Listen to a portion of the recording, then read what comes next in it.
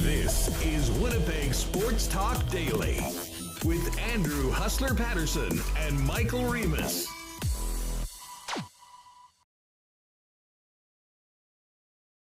Riding solo today. Well, not technically solo. Shout out to my guy Jeremy, who's getting us on and off the air today. No Remo for a few days, but congratulations are in order for Michael and Leah. Great news, as was planned. The Remus family's growing, so we'll let him tell you all about that. But I'm just glad to hear good news and wishing him well from obviously myself and everybody in the chat. I'm sure Michael will pop on a little later on this week, maybe for a bit. But I think for the next couple weeks, I'll be leaning on a few of our regulars a little bit more than normal, with him taking some very important family time to welcome in the newest member of the family. We got a great show today, though. Jamie Thomas from Jets TV and CJOB will be joining us. Jamie, of course, on the road with the Winnipeg Jets, down at practice today. We'll get the latest on the squad, who had yesterday off and returned to the ice today with head coach Rick Bowness. Great news as well on Bones. But I will say this, people close to me, and I think many close to you, dealing with, more issues with COVID right now. So everyone that's dealing with it right now, especially those close to me, thinking about you all, and I hope you are feeling much better. And as we saw with the coach, I mean, it's no joke with some people. I mean, it really can take you out for, more than a couple days. I mean, if you've been lucky enough, like myself, to have it and didn't hit you too hard for a couple days, I mean, consider yourselves lucky. Certainly with this strain, with some people, it has been, really, really tough to get over. That was the case with the head coach. But he was back today, and we'll hopefully have some audio from Bones later on towards the end of the program. Did see Kyle Connor spoke as well today, and Mike McIntyre from the Winnipeg Free Press is going to join us. Some pretty frank comments about the way that the Jets played, and some real acknowledgement. I believe the quote from Kyle Connor was, "The way they're playing is unsustainable." Sure, lots of props for Connor Hellebuck, who has been, I mean, I don't even know if there's words to describe how good he's been so far this year overall, and in particular in his last two starts on the road, and essentially stealing 3 of 4 points against the LA Kings and the Vegas Golden Knights. But we will have quite a bit of Jets talk today. As I mentioned, Jamie's coming in. Jamie, also a huge NFL guy, the commissioner of our fantasy league, and it's the NFL trade deadline. We've already got a couple deals to tell you about, so we will get to that in a minute, and we'll maybe chop it up with Jamie a little bit. But then Mike McIntyre, as I said, will join us, give us a little bit more of a report from practice. What are we hearing about Nikolai Ehlers, Logan Stanley, who are both not on the ice today? And where was Connor Hellebuck, who I think was probably given a very much-deserved extra day off? All the rest of the team works on a few things that they need to in advance of the trip, the visit of the Montreal Canadiens to begin this 3-game homestand a little bit later on. First things first, a big shout out to everyone in chat. Thank you so much for joining us. Great to see everybody here. And a big welcome to the sponsors that make Winnipeg Sports Talk happen each and every day, including Coolbet Canada, Princess Auto, Not Auto Corp, Wallace & Wallace, Vita Health Fresh Market, Consolidated Supply, Culligan Water, Little Brown Jug, F Apparel, the Nick and Nicky DQ Group, Royal Sports, and our friends at Boston Pizza. Popped by BP last night for a few wings in that Halloween Monday nighter between the Browns and Bengals. Did not see that one coming. Maybe the Browns just own Joe Burrow. 0-4 now for Burrow against the Cleveland Browns. But we'll touch on that a little bit with Jamie a little later on after we get the latest on the Winnipeg Jets from practice. And hey, the Ice are back at home tonight as well. What a start to the season for the Winnipeg Ice. 13-1 on the year. And we'll talk about this with Brian Munz a little bit later on, but some great deals for hockey fans. If you're thinking about heading down to the Ice Cave today, the team just announced a new 2 for Tuesdays promo, which begin tonight with the game against the Everett Silvertips. You can check the Ice website for all the information, details, and to order. But 2 tickets for $24, 2 hot dogs for $8, beers 2 for $10. So some real great deals. And we'll talk about the start, the win in the home opener, and a look ahead to a quieter week for the Ice with games on Tuesday and on Saturday. And then big games next week, Tuesday and Wednesday against the Red Deer Rebels, who are the only team ahead of the Ice in the standings. Ice 13-1, Red Deer Rebels 13-0. So those will be games to circle on your calendar. But we'll get to that with Munzy a little bit later on. And as I said, we'll hope to hear from Rick Bowness and Kyle Connor a little bit later on. Before JT joins us, a couple of things to get to from last night. Tage Thompson is an absolute beast.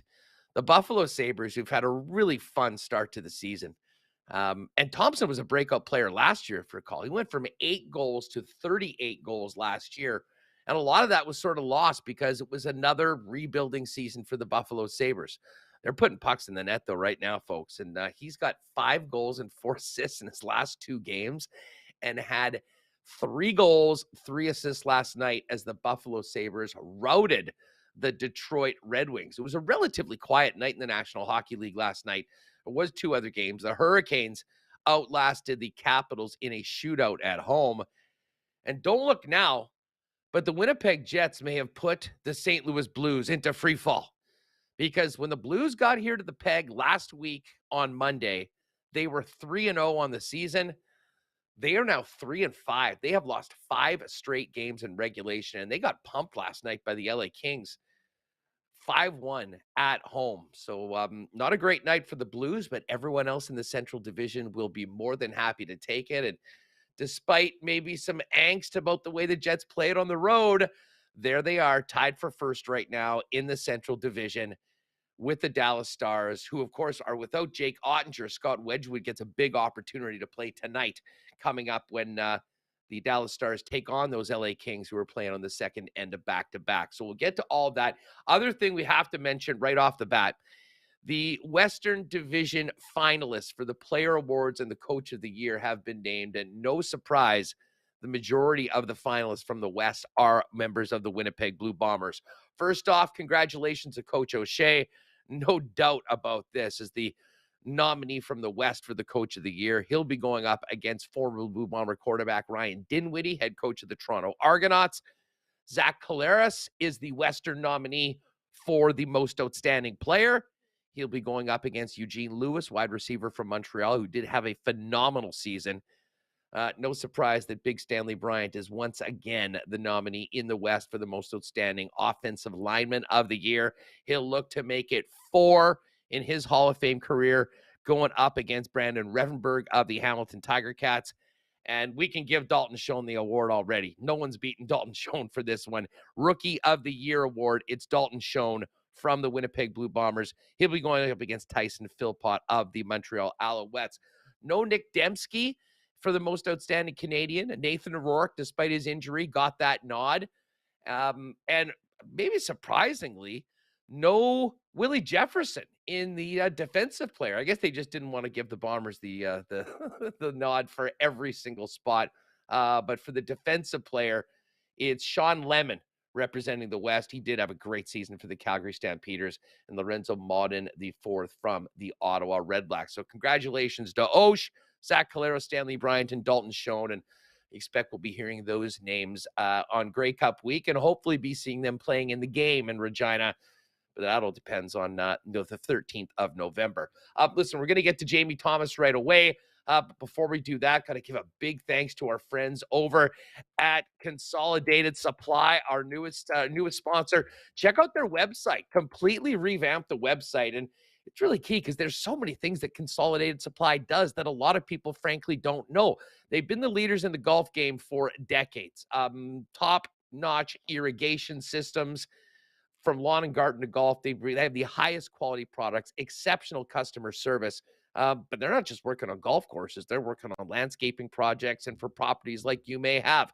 They also are the leaders in artificial turf. So if you're sick of the grass, you want to put something artificial in that, won't grow, or in a spot that normally you have difficult growing, they've got that for you. And maybe that dream putting green in the backyard. But they also, obviously, golf carts. They're the club car dealer for Manitoba. If you have any sort of golf cart need, they're the place to go. Landscape, but also small engine parts. If there's something you need, you're figuring out where to go, Consolidated Supply can help you about that. And amazing options for your backyard, including hot tubs, outdoor kitchens, barbecues, and more. Pop down and see Joe, Spicy, and the rest of the gang. Great sponsors and supporters of ours, listeners as well. 1395 Niagara Road East, or check them out online at cte.ca. Vita Health, listen, 12 months of the year, Vita Health is the spot for great prices on natural organic supplements, beauty products, and groceries, and also have Winnipeg's largest assortment of local products too. But with it now being November, it's Men's Health Month. Choosing the right natural health products are key, and Vita Health carries everything you need to help relieve prostate issues, reduce stress, and support mental focus from Canadian brands like Prairie Naturals, who donate a portion of the sales to the Canadian Men's Health Foundation. Vita Health Fresh Market, empowering people to lead healthy lives. 7 Winnipeg locations, including the newest store in Linden Ridge, and online at their fully shoppable website. Check them out there at myvita.ca. And hey, our friends at Wallace & Wallace are ready for the winter as well. Are you? The gang at Wallace & Wallace has a great winterization program that you can do yourself, or you can get the Wallace & Wallace experts to come in and take advantage of their winter maintenance program for your garage door. Listen, you're going to watch it, and you're going to want to make sure it's lubricated with a high-quality lithium or silicone-based grease. But they can also do a medical checkup for your door. Their technicians will poke and prod their way through a 21-point checklist, making sure your door is ready for the winter ahead. To book your service call, go to wallacedoors.com or call them at 452-2700. All right, we do have a couple deals in the NFL to get to, and we'll probably hit on that with Jamie Thomas as well, who I know is keenly aware of all the happenings in the NFL. But first things first, we'll get to the main gig, and that, of course, is the Winnipeg Jets back at home and back on the practice rink with their head coach. JT, what's up? How are you? What's going on, brother? So, well, you know what, Huss? It was a lovely weekend.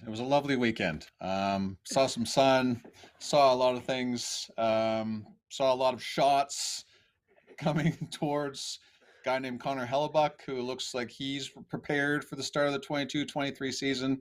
But other than that, I'm pretty good, buddy. He was, we can't start anywhere else other than just sit back. You were in the booth. You were calling the games. At one point, listen, there's no position maybe in sports that one guy can have an otherworldly performance and put a team on his back. Maybe a top pitcher in baseball where the other team simply cannot get any offense. This was essentially the version of a couple no-hitters for Connor Hellebuck. The LA game was interesting because, there was a few that got past him. But the Jets were able to make the most of, their opportunities against Jonathan Quick, who wasn't that good. But, man, the game in Vegas, Jamie, was we could spend a lot of time ranking the greatest performances in Connor Hellebuck's amazing career here in Winnipeg. Yeah. That game is certainly in the mix because and to be honest, probably deserved a better fate with it ending the way that it did in the final seconds of OT. But what was it like afterwards around the club? And around the players? I think, sometimes you realize that maybe you stole one, but it must have just been awe about the guy wearing 37 in net. Yeah, for sure. And I think what we should take out of this is 5 out of 6 points on that road trip where you didn't necessarily play your best hockey and you're tied for first in the Central Division is something we shouldn't overlook. He was, and I'm talking about Connor Hellebuck, just there's not many words. There's that one game in San Jose where he had 52 saves that I could probably put up there with the effort he put in against Los Angeles, in particular in the first period. And then also the entire game against Vegas. You can't even find words to describe how good he was. So the fact that they've survived this, and that Connor Hellebuck is in a good place, that and at the end of November, or sort of the beginning part of November, that puts you in a good spot. Now the rest of the team has to catch up. And I'm not saying everybody has to catch up, but there's a big portion of the team here that this has got to get going on the track here, especially after the way they played against St. Louis. You're sitting there going, okay, they've kind of figured out what they want to do. But that first period against Los Angeles, I was talking to Dylan Sandberg today. Have you ever seen a team pressure the way that Los Angeles did in that first period? And consistently throughout the game, I felt LA kind of got away from it in the third period. but I haven't seen Los Angeles play like that ever. And I remember Pierre-Luc Dubois leaving the zone on one of the goals that King scored, and he had two guys on him back or coming on the back check, pick his pocket and come back the other way. So LA has to be given some credit the way they're playing. They're going to be really good. Clearly, the rebuilding projects is on pace there for the Kings. They're going to be a team to deal with all year.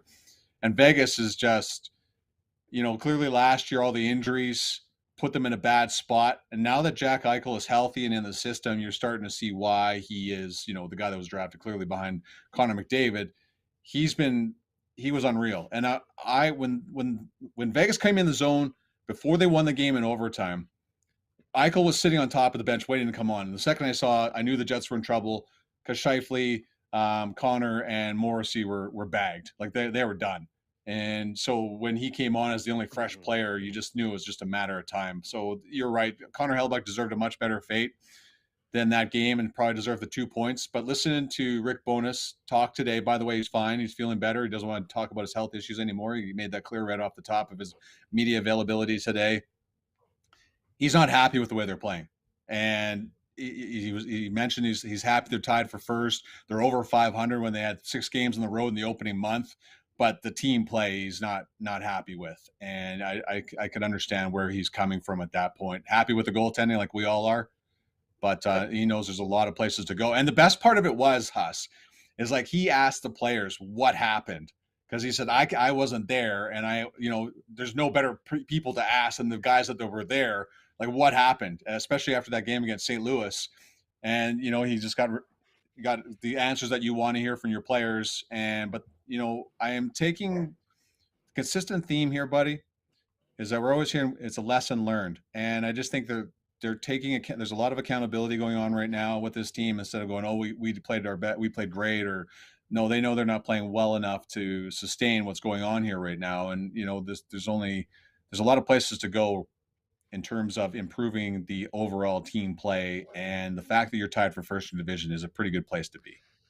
Yeah, I mean, listen, it could be way, way worse. And way we worse. Talked a lot about the first 10 games. I mean, certainly I thought, hey, let's survive the first 10 games. Like, come out at 500 exactly. and give yourself the opportunity to start making some when you're back at home. They're even in a better situation than that. I mean, with a win against the Montreal Canadiens, you could finish 6-3-1 in this first stretch. And obviously, Hellebuck's going to get a big, big part of the credit, but was in a couple games. The Jets have had some really nice performances. But you nailed it, man. I mean, and again, we'll see how the team plays. I kind of said on for the Friday game after the game in LA, I was hoping the Jets sort of had almost a guilty effort where they came out and realized they need to be much better. And the first period wasn't great. It was the second night of back-to-backs, but I really thought that they dominated the second and third period against the Arizona Coyotes. And then, listen, they got it handed to them for the most part of the game against the Vegas Golden Knights, but hung in there because of Connor Hellebuyck. But we heard from Kyle Connor today, saying that he realizes that the way that they're playing, I believe the quote was unsustainable, and most people I'm sure would agree with that. And it sounds like Rick Bowness would agree with that. And, the frank honesty about the situation, I'll tell you what, I really appreciate it. And I don't want to continually compare it to prior regimes here, but I mean, it's open, it's honest. And Rick Bowness said, like, everyone else is watching these games. I mean, you can't BS Winnipeg fans. And, they haven't done that. And I guess the big key is to see what we get over the course of the next couple of days through practice and whether they can come and look more like the team that had such a great 60-minute complete effort against a good team in St. Louis when the Habs come to town on Thursday night. Yeah, and here's the thing, too. It's clear the NHL wanted parity. They've got parity. It's not easy to win night over night. And the fact is that you keep finding wins. I just feel this team is better. How about that game against Arizona? That's a trap game as it gets, right? You dodge a bullet in Los Angeles, you win, and there's almost that excuse, oh, okay, if we lose to Arizona, it's okay, it's back-to-back. And you're right, they got stronger as that game went along, like you should. Like with what Arizona's throwing on the ice this year, Huss, you should dominate that team. Like they almost got Vamelka again, which is a completely uncomfortable place to be whenever that guy starts between the pipes against the Jets. So, but they waited and they were patient. They're not looking for offense the way they were in years past when it's not there. And Arizona is very patient. They just keep coming, they're dump and chase all the time. They'll wait for you to make a mistake. The Jets were not making those mistakes. And then Vegas, they're a lot better than, clearly they're the best team in the Western Conference right now, but you walk out there with a point, I think it's okay. So, but the habits, the decision-making, the puck management still needs a lot of work right now. There's lots of times where they're throwing pucks up the middle. They're having a tough time getting out. They're not making sure they're getting out of their own end at points. And then, yes, LA and Vegas pressure you into mistakes, but you got to make smarter decisions with the puck. So those are things that all can be changed and can be rectified. That's where you have to feel okay about all this. So they're not happy with how they're playing. They're happy with where they sit. We should all be happy, as guys that cover the team. Fans should be happy where they're sitting right now, because I believe walking out of the month of October over 500 is a win. It was not an easy schedule with the terms of the quality of the teams they were facing, and here they sit. I think we should be pretty pleased, but then also happy with the fact that they realize that this team is better than what they're showing right now. Well, for sure. And let's get back to Bones. And I know you said he didn't really want to talk about his health. And bottom line, cut us off, Huss. He's been given the green light. But how did he seem? Did he have a lot of the usual bonus energy that we remember from training camp? And what did he have to say about just being back with the guys and being around them to talk to them about the way that they've been playing and put them through the paces today at the rink? Well, certainly the thing that stands out is him saying his wife's had enough of him, right? So he needs to get I don't know what your dad was like, Huss, but when my dad watched the Calgary Flames growing up, like I couldn't sit in the room with him because he was so negative. He was yelling at the TV all the time. In fact, we bought him a foam brick for Christmas one year, or for Father's Day, so he could throw it at the TV when he was mad at the Flames. So I can imagine it's around that same area with Rick Bowness. He's happy to be back. It was driving him crazy not to be with the team. He looks great. Quickly, like I said, he didn't even allow the question to come out. How are you doing? It was the first thing he addressed when he walked up in front of the media today. So he says he's fine. He'll be behind the bench Thursday against the Montreal Canadiens. Says he's learned a lot about brain fog, more than he needs to know ever. So we will expect to see Rick Bowness behind the bench, and pressure is on, man, because he's 0-1 behind the bench on home ice. So he's got the pressure is on him on Thursday with the Montreal Canadiens in town. It really is a wild dynamic. And I mean, I don't know how much we or people outside of the market have really talked about, but I mean, you go in, you have this as described by Kevin Cheveldayoff, a seismic change of the coaching staff, and then the leader of the club's been on the bench for 1 of 9 games so far this year. And the team find themselves tied for first. And, obviously Connor Hellebuyck is a big part of that. But I'll say this, Jamie, the third line and the fourth line, if we're looking for some things that stood out over the course of this road trip and really the first 9 games, I'll say especially that fourth line. I mean, not only have they been impressive when they've been out there, and I'm sure Scott and Rick are very in close, contact as far as how things are being deployed. That fourth line has been put out in some high leverage situations at important times that we would have never seen happen in the past. And from my perspective, they continue to reward the coaches with strong shifts, doing exactly what they're asked to be doing.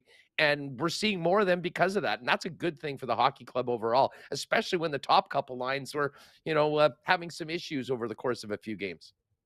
Right. And I think a lot of that too, Huss, is like the top 2 lines are going up against some pretty good lines on the other side of things as well. And you don't ever have to worry with Adam Lowry out in the ice, right? And you almost expect that line to be solid when it's on the ice. And I still love that Morgan Barron believes he doesn't have that spot locked down. He says, even when the spot was handed to him, even though he didn't start camp, he was hurt.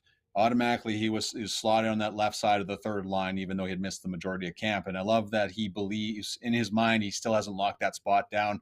That's great. He'll keep working hard to stay there. Sam Gagner has been, I don't want to say a pleasant surprise. It's just because you knew with a veteran guy like this what you're going to get from him.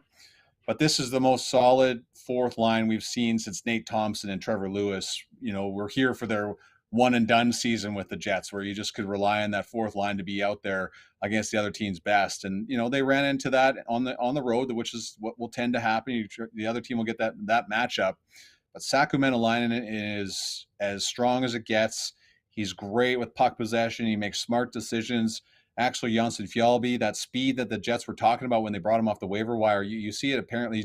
He's on guys quickly, and David Gustafson, his routes are perfect.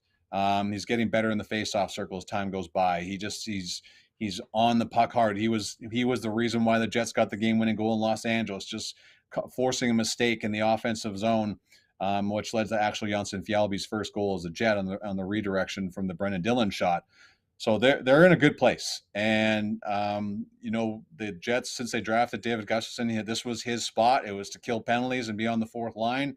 And he's lived up to expectations too. So the bottom six has been a great part of what the Jets have been doing here. And you don't have to worry when any of those six players are out on the ice. Now, whenever Nikolai Ehlers comes back and Mason Appleton rolls down, we'll see how this all shakes out. But it doesn't look like we're any closer to Nikolai Ehlers being back, because Bones said today that it's taken longer than they had hoped. And it was originally thought when he came on the road that he was going to skate with the team, and he didn't skate, and he wasn't on the ice today. So a little bit, that was the only, I don't want to say unsettling news, but the unfortunate news from the day, outside of Rick Bowness being back on the ice. Yeah, no Stanley or Ehlers at practice today due to injury, and I guess Hellebuck getting a very well-earned extra day off out of practice today. I want to go back to Gagner for a minute, though, Jamie. I can't remember when this was. It would have been a week ago or so. We're always doing our why not question of the day. And I said, is this the best, 1 year low cost signing that the Jets have ever made? Now, again, we were 6 or 7 games into the regular season, so everything is couched by the fact that it's very early. But yeah, I think even more so now we're seeing a guy that's the best money that the Jets have ever spent on a cheap 1 year deal. We've seen what he's done on the ice. You're around the team every day.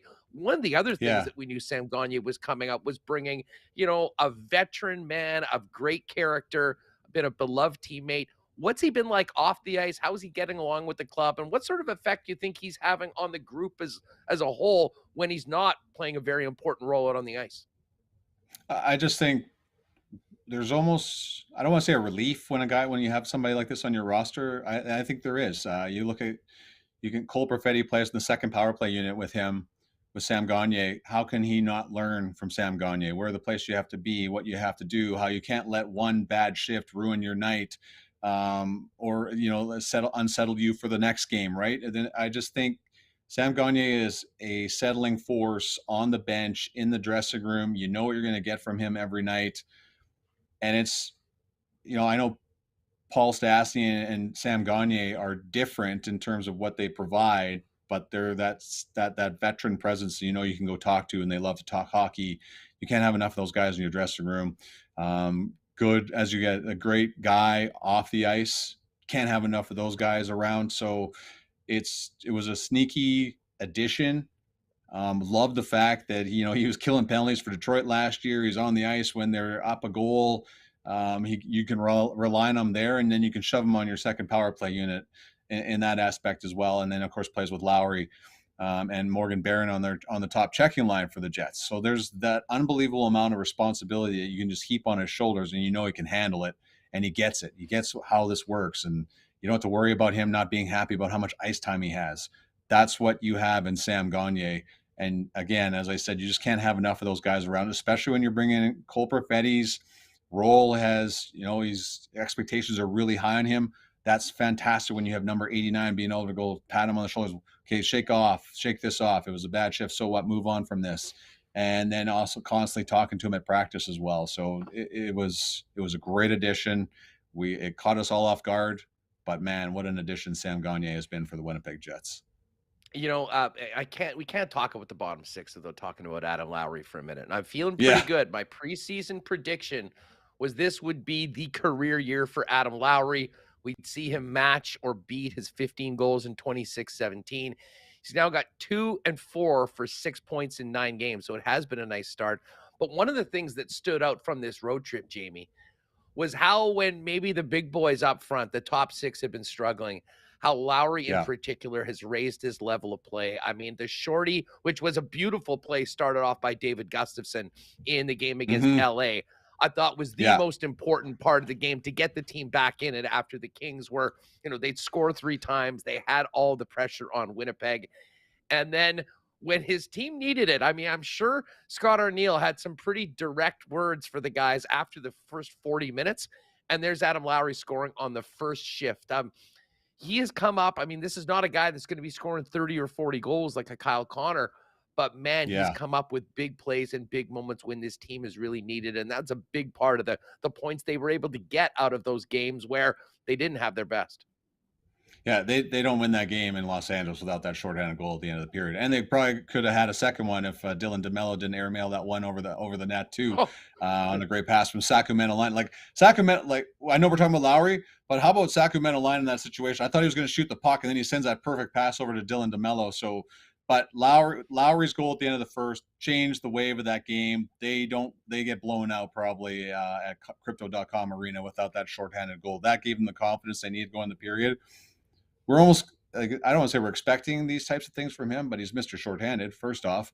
Second off, he wins big face-offs for you. He knows how to score big goals when it comes down to it. And he's just dependable, man. A guy that you just know every time. And to have him with Sam Gagner, you have 2 dependable players guiding Morgan Barron, who's just growing in his National Hockey League career. This is your third line. This is the line can shut down the other team's best. But Adam Lowry is just worth every penny that he gets and has ever received from the Winnipeg Jets organization for what he is as a person, what he is on the ice, and how he serves this team in the community, and how he's embraced the city of Winnipeg as well.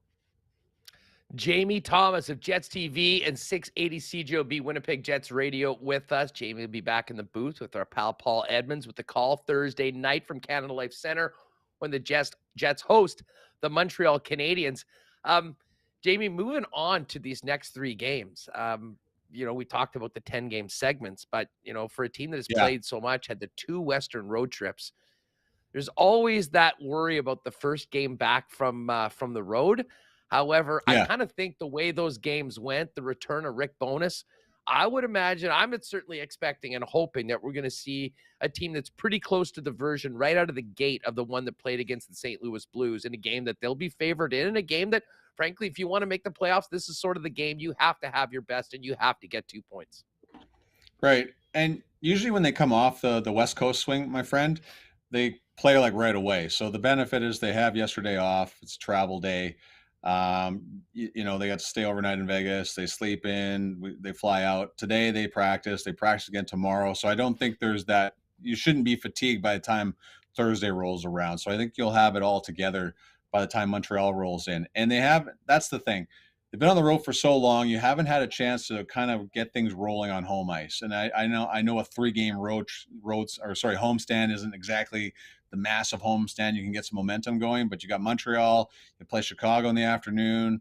On Saturday, you have a Sunday off. There's some perfect time to heal and rest and get some momentum going here on home ice before you head out again on the road for a couple of games. So the schedule works out nicely. It's a little light in the month of November. I know it gets crazy in January. December is not exactly easy either, but the beginning part of this month should be enough to heal some bumps and bruises and to get on some type of momentum, especially on home ice.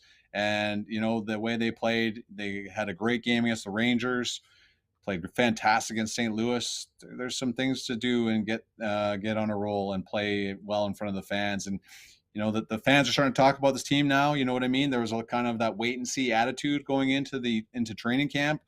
Now people are starting to notice, and this is the best time to keep that attention and those positive vibes rolling around the city of Winnipeg.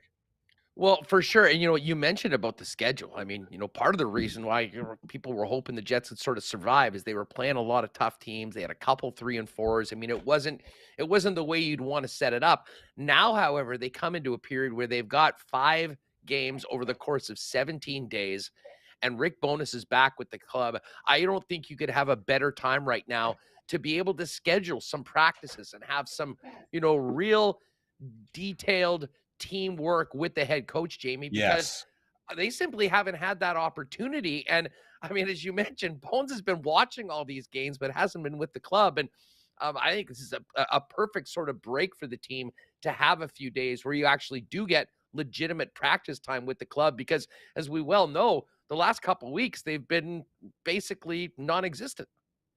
Yeah, they've just been, they've had days off on the road because of the travel schedules, lots of 3 and 4s. So it's the fact that you have 2 days between the games between Dallas and you play in the afternoon on Saturday. There's plenty of time to work things out here. And they have a lot of things to work on. They got Bones yelling at them again on the ice. There's lots of things that need to be rectified. The schedule fits them perfectly. And they have 3, after their Dallas game on home, they have 3 days until they play Calgary and then Seattle back to back. So this is a perfect time to get all that practice. Practice time is essential when you're trying to make sure your systems are nailed down, that you're doing the right things in the penalty kill, you're working things around the power play. I think that's the way that not the schedule, but the fact the record is what it is, where they sit in the division is good. Now, as you mentioned, practices, you have all this practice time. There's no excuses now. That's the whole thing. There's no excuses. The schedule is too hard or whatever. This is the time to break down what is going wrong and to rectify it before the schedule gets meaty again. Hey, one other guy I wanted to ask you about, and I guess it's in relation to Logan Stanley, who I know has been walking around in a walking boot, was not on the ice today, and presumably is still going to be out of the lineup for a period. And yeah, we know for about 2 weeks, I think they're saying. Okay, so I mean, Yeah. big opportunity for Dylan Sandberg to sort of establish himself. And Yeah. listen, I thought he, like many people, had a tough time against the LA Kings, got better against Arizona. But even though the Vegas Golden Knights certainly were the ones that were carrying the majority of the play, I thought he handled himself very well in the Sunday game. Yes. And we saw an element, and I'm sure you saw this from the booth too. He had a couple of passes in the offensive zone to teammates for very, very good shots on net that I'm not sure we talk so much about his defensive game and then, what he can do in his own end. I think we're seeing a little bit more of Dylan Sandberg as he plays more and gets more confident to help out in the other side of the rink as well. Yeah, he's starting to carry the puck a lot more out of his own end too. So I think it's hard to explain to people when you don't play for a bit how hard it is just to get back in there. And we were sitting in the corner. I was talking with Mitchell Clinton, and they were doing a 2-on-2 drill at the Iceplex today, and it's just that appreciation of how fast things move in the National Hockey League. And then when you're sitting there right up against the glass, you see how quickly the decisions have to be made. So the fact that Sandberg gets put into the lineup against Los Angeles, who was like just all over the team as a whole in that first period, that's a hell of a way to come back into the lineup when you've been sitting around for 3 games. Part of that due to injuries, right, from blocking a shot. But he was much better in the second and third. You have Dylan DeMello beside you for the most part. That is as solid as it gets as a defense partner. So I think his improvement is the fact that he said everyone in the blue line is more than happy to help, which is huge. Like he doesn't have to, a young player like Dylan Sandberg doesn't have to walk up to Nate Schmidt and ask for help. They will offer help, and that is huge for a young player's development. And I think you're seeing that. And the fact that he's comfortable now to carry the puck out of the ice, he's very good. He's a very good passer, as you said. I think that's the one part of his game we haven't seen enough of. But that's all part about being comfortable in the National Hockey League, and that's where Dylan Sandberg, I believe, is right now. And as long as he's in the lineup, he's just going to get better and better. And that is why they were so high on him when they drafted him. You wish he would have left school after his second year in his second title, but the fact that he's getting better every game says everything about Dylan Sandberg and the type of player he can be, and how well he's playing right now. Hey, Jamie, before we roll, I know you're a big NFL guy. You're a heck of a commissioner, too, may I say. What is going? Yeah, thank you. Yeah. Big Red took an L this week, but we'll get back. But check out some of this breaking news just since we've been talking. NFL trade deadline today. Dolphins? Miami trades the first-round pick they got from San Francisco, a 2024 fourth, and Chase Edmonds to Denver for Bradley Chubb. The Dolphins are expected to work on a new long-term deal. But man, you pair him with Jalen Phillips. The Dolphins haven't lost a game where Tua has started and finished so far this year. We sort of forgot about them a little bit with everything that happened in that concerning situation. But man, I love Mike McDaniel. Tyreek Hill's having an unbelievable year right now. And now that help on, are we going to be talking about the Dolphins maybe in that category with the Chiefs and Bills near the top of the AFC come playoff time? I think they're just below it. They still have a lot to prove. Like they've looked good since Tua came back, but the defenses they have been going that they've been going up against aren't exactly elite. But the fact that they've added another pass rusher to help the defensive side of the football, that means they're serious about what this is. They don't have a first round pick again next year because of Tom Brady. It's all his fault. Everything. Just constantly screwing the Dolphins. He even doesn't mean to. But the fact that they're improving the defensive side of the football, they went out in the offseason and got the playmakers that Tua needed. I think they're just below the cusp, man. They have a lot to prove to me. They still got to beat Buffalo. I don't put them with Kansas City and the Bills just yet because they just haven't shown enough in a consistent fashion. But man, they're getting there. The fact that they're threatening at this point is huge for this organization, because I just felt that Josh Allen, the Bills, are so far ahead of everybody else that you're like, okay, it's constantly wild card. I'm not saying they're going to challenge the Bills for first, but they're around. They're in the conversation. They just got to remain consistent. Tyreek Hill has been a blessing beyond belief. It's amazing how good he is. I know that Patrick Mahomes misses him, and I can see why, because I have paid a lot of more attention to how special he is. But it's a big day for the Dolphins organization. And man, do you ever remember a trade deadline being as crazy in the NFL as this one has been? There is all kinds of crazy stuff. No. Detroit's trading within the division. Like, why are you sending TJ Hawkinson to your division rival? That makes no sense to me. He still has 2 years on his deal. It's nuts. Yeah. That was, Irv Smith put on IR, and the Vikings get TJ Hawkinson from the Lions for a second and a third, and they get a fourth and a conditional for it. A great pick. And Canadian Chase Claypool, the Bears are buyers, surprisingly, going from Pittsburgh to the Bears. So hopefully we'll get some more stuff that we can talk about at the end of the show. Jamie, say hi to Paulie. Look forward to Thursday's broadcast. Thanks as always for jumping on. Always great talking with you here on Winnipeg Sports Talk. Hey, buddy, I appreciate you always throwing up Paulie's call in overtime on your guys' Twitter page. That's fantastic. It's sitting beside him when he gets in overtime. I just sit there and watch him like this guy's a freaking wizard. That's all I ever think every time. Listen, I'm envious of you for many things, but being able to hang with Paul in that booth and be there for the excitement is certainly one of it. We'll look forward to it again, and hopefully plenty of excited Paul Edmonds calls on the air and on our feed tomorrow. Have a good one, dude. See you, my friend. There's our good friend Jamie Thomas with us here on Winnipeg Sports Talk Daily. We do got to give a big shout out to our friends at Not Auto Corp. And why not question today? We're going to talk mostly Jets, but this one is for you Viking fans. 6-1 on the season, and now making a trade for TJ Hawkinson to shore up that tight end position with a big improvement. Vike fans, what do you think of the trade, and how confident are you that the Vikes are a legitimate NFC contender? Hit us up in the comments. Of course, our friends at Not Auto Corp are the place to go if you're thinking about getting a new vehicle or upgrading your existing vehicle. They've got a number of things, including consignment. I mean, if you're looking to sell a vehicle and don't want to deal with strangers coming to your house, the Not team are the consignment experts. They'll certify, detail, remarket your vehicle to maximize its value and handle all financing at work. You can just sit back and wait for a big check. And of course, if you're looking for a vehicle, why not get into the car of your dreams at a great price with the help of the Not team? So many beautiful makes and models, including a large selection of Tesla and electric vehicles. You can find out more about the switch to the electric vehicle with the Tesla experience. Talk to your Not expert about that. And don't forget, winter just around the corner. Winter tire specials and the MPI payment plan is at Not. Why not get safe winter tires now and pay later? Not AutoCorp, Waverly and McGillivray, and check them out over at not.ca online. Our friends at Royal Sports, ready for the World Cup, ready for the Grey Cup, ready for it all right now. Just in time for the West Final, got a great a great drop of Bomber, new toques, scarves, and more, just in time to wear them on the 13th out at IG Field. They've got a huge selection of Canada soccer gear ahead of the World Cup next month.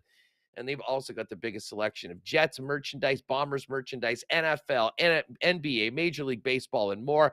And of course, Royal is the hockey superstore in Winnipeg for over 40 years. anything you could possibly need for the game, right down to skate sharpening, all the way up to a full set of goalie equipment. The Royal experts have it for you. Pop down and see them, 750 Pembina Highway, and on Instagram at Royal Sports Pembina for the latest merchandise drops and sale information. And of course, our friends at F Apparel are ready for the holidays. I mean, you might already be thinking about holiday gifts, and an F Apparel gift card would be a great gift for the fella in your life.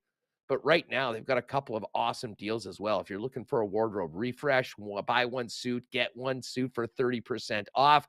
And for you guys that are planning some nuptials or in a wedding party, talk to the gang about getting your suits at F. Don't waste your money renting for the weekend and then giving back. Custom suits for the entire crew, beginning at $400. And right now, if you get booked and measured by the end of November, 10% off for the entire group and a free shirt for everybody, savings of up to $130. Pop down, see Andrew and his great staff at 190 Smith Street, or check out F Apparel online at EPHapparel.com.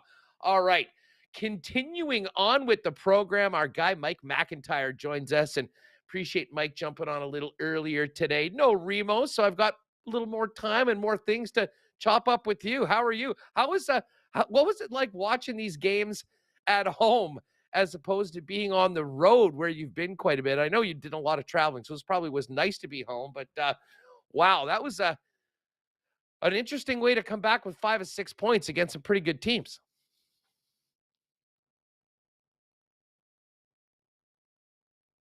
Oh, you know what, Mike? I think you're muted. Let's just see if we can get get Mike back in. Jer, I don't know if you know if there's something that he's got to enter in. Mike, of course, joining us down at practice today. For those of you that missed it or just jumped in, Rick Bowness is back, and no Ehlers, no Logan Stanley, and no Connor Hellebuck, who certainly deserved a day off. I think we're going to get maybe Mike to maybe jump out and jump back in, Mike, if you can, because I think we're having a little issue. I'm not sure, Jeremy, there was another link that you can sometimes send. I know Remus was mentioning that, but I think, can we hear Mike now? Mike, can you hear us? Oh, okay. Mike's gonna come back in.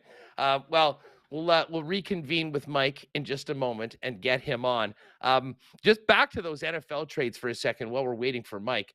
So we mentioned, I mean, a big deal. Bradley Chubb going from the Broncos to Miami now for a first, a fourth, and Chase Edmonds. And yeah, Viking fans pretty fired up.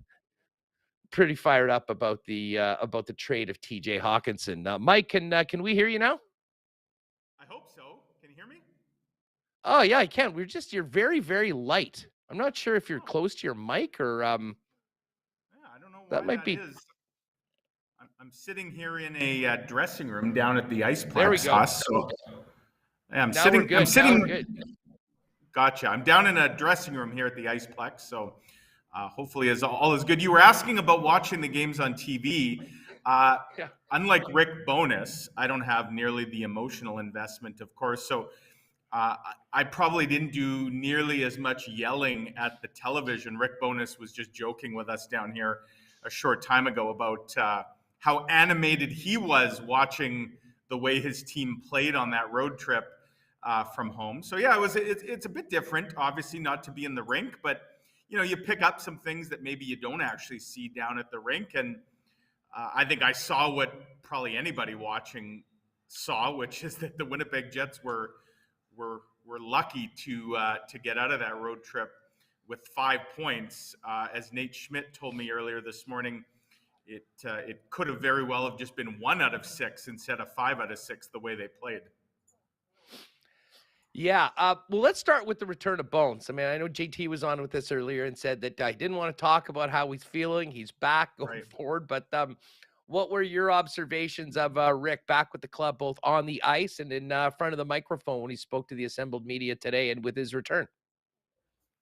Well, you certainly got a sense of frustration, from Rick Bowness and how this year has started for him. This was, in some ways, a dream job, for him to come back to the organization that it kind of all started with. And obviously a big task ahead, but he goes through training camp and, now you're kind of ready to see firsthand what all the teaching, through camp would yield. And of course, he's taken out of the equation just hours before the season opener. And then, comes back after missing the first few games and thinks that it's in the rearview mirror, coaches that one game against the Leafs, and then has a setback, which we all saw, here just over a week ago. And there was great concern for Rick Bowness when he was on the podium there last Monday prior to the game against the Blues. He was clearly not anywhere close to 100%. And even today, Huss, he admitted that he's still not 100%. He said he's never gone through anything like this in his life. And given his age, he's 67, there's some obvious concern. But he wants to obviously try and put this behind him. And the good news is he says that he will be on the bench, starting Thursday night. And the hope now is that he can continue to be behind the bench. In terms of what we saw at practice today, I think he's probably got a lot of pent-up frustration over some of the things he's seen from his team and that he's maybe felt kind of powerless to control. He was extremely vocal and animated at practice today and, quite critical, in fact, of his team. I don't know that I've heard a coach of a first-place team, and believe it or not, that's what the Jets are. They're tied for first with Rick's old team, the Dallas Stars, at 5-3-1. But he certainly had a lot to say about what he's seen and what he hasn't seen from his group.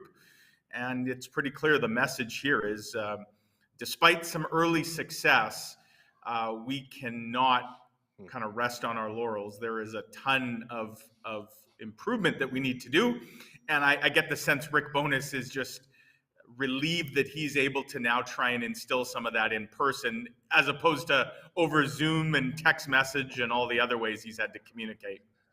I was just mentioning this to Thomas, but I have to say it is refreshing the way that it's seemingly like this coaching staff and the team is basically talking quite honestly. And maybe it's easier to do that when you have good results that maybe you can be better, as opposed to playing great and getting goal lead and maybe not getting the results. But Rick Bowness has been clear, and this has trickled down to someone like Kyle Connor, who was very clear about saying that, the way that they're playing, getting wins is probably somewhat unsustainable. That message, and I think it's appreciated by the fan base, because the one thing, and Rick Bowness said this early on, these fans are smart. They're watching all the games just like everyone else is, just like Rick had been doing for the past 2 weeks while he'd been on the couch. And, you don't want to insult them. And frankly, tell your players something that really is not based in reality. And we'll see how that message, kind of plays out when they get back on the ice right now. But certainly, I like the fact that the team is acknowledging that, hey, their goalie put them on their back. That's going to happen during the seasons. But if they want to stay in this neighborhood that they're in right now at the top of the Central, they're going to need to be a hell of a lot better and a hell of a lot more consistent. Rick Bowness had a early contender for quote of the year, Huss, today here at Iceplex. He was asked, first of all, he was talking about how among the many things he's seen that has concerned him is a lack of emotion and passion from his players. And he specifically used those words. He said, you can't play this game without emotion or passion. You just can't. He said that's often the difference between good teams and bad teams. The skill level tends to be more or less the same. It's playing with passion. And he said it bothered me. I didn't see that emotion and that passion. Everything revolves around that. We have to get that emotion and passion level back up. To which Rick Bowness was asked, well, how do you light that fire under this group? And this is an absolute beauty from Rick Bowness. He said, sometimes you have to get behind the bench and act like an idiot.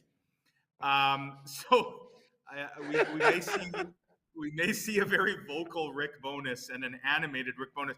There's that clip of him, Huss, I believe it was last year with Dallas, maybe 2 years ago, where he lost it during a game. And I think he started like swinging sticks against the plexiglass.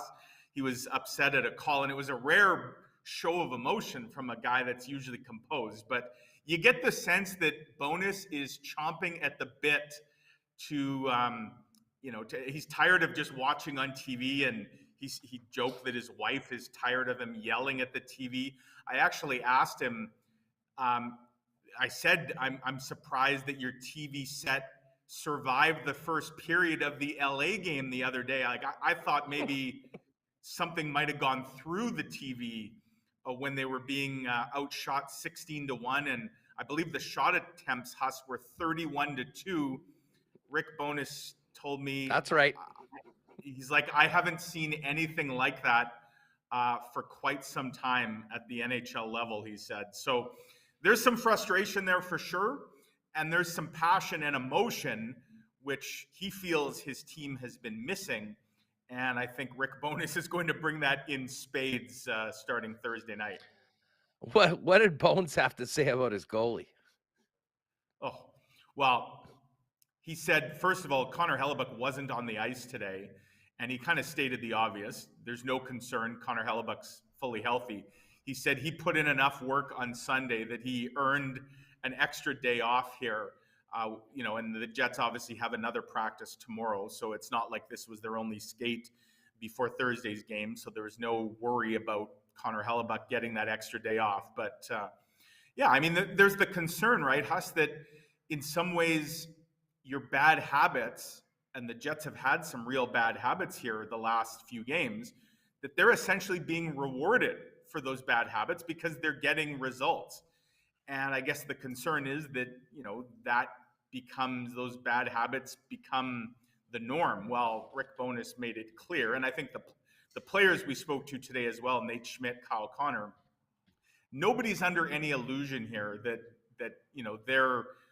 they're playing better than they really are. They realize that there were a couple heists on the road there because of Connor Hellebuyck. And even David Riddick, played really well in Arizona those first couple periods when the Jets really didn't as a team. So they recognize that they've got a lot of work to do.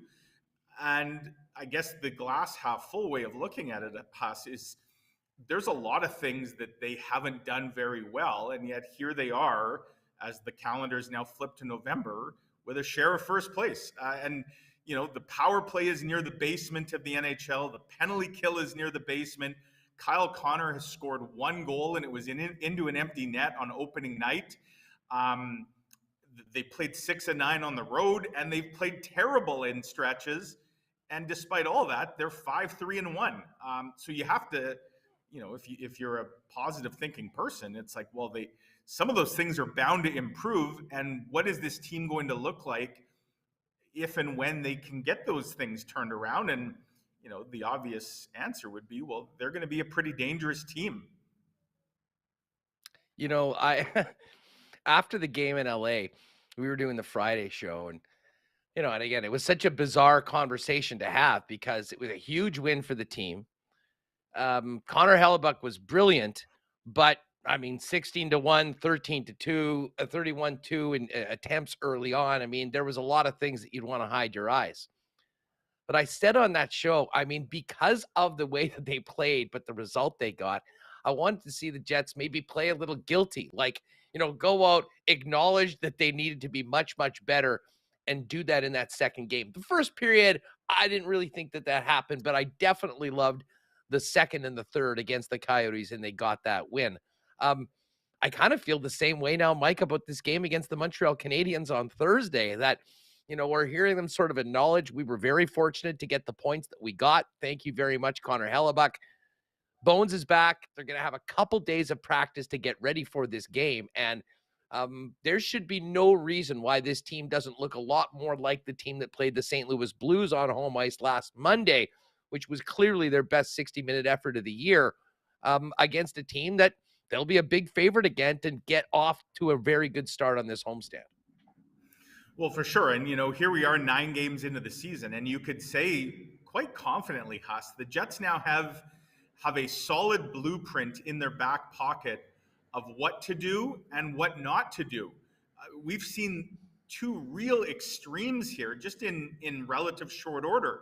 And as you say, you only have to go back to 8 days ago, that game against the Blues, where the Jets seemingly did everything right. Like, they looked dominant that night against a team that came in here without a loss. Now, the Blues have kind of fallen on hard times. I think the Jets broke the Blues based on what they did to them that night.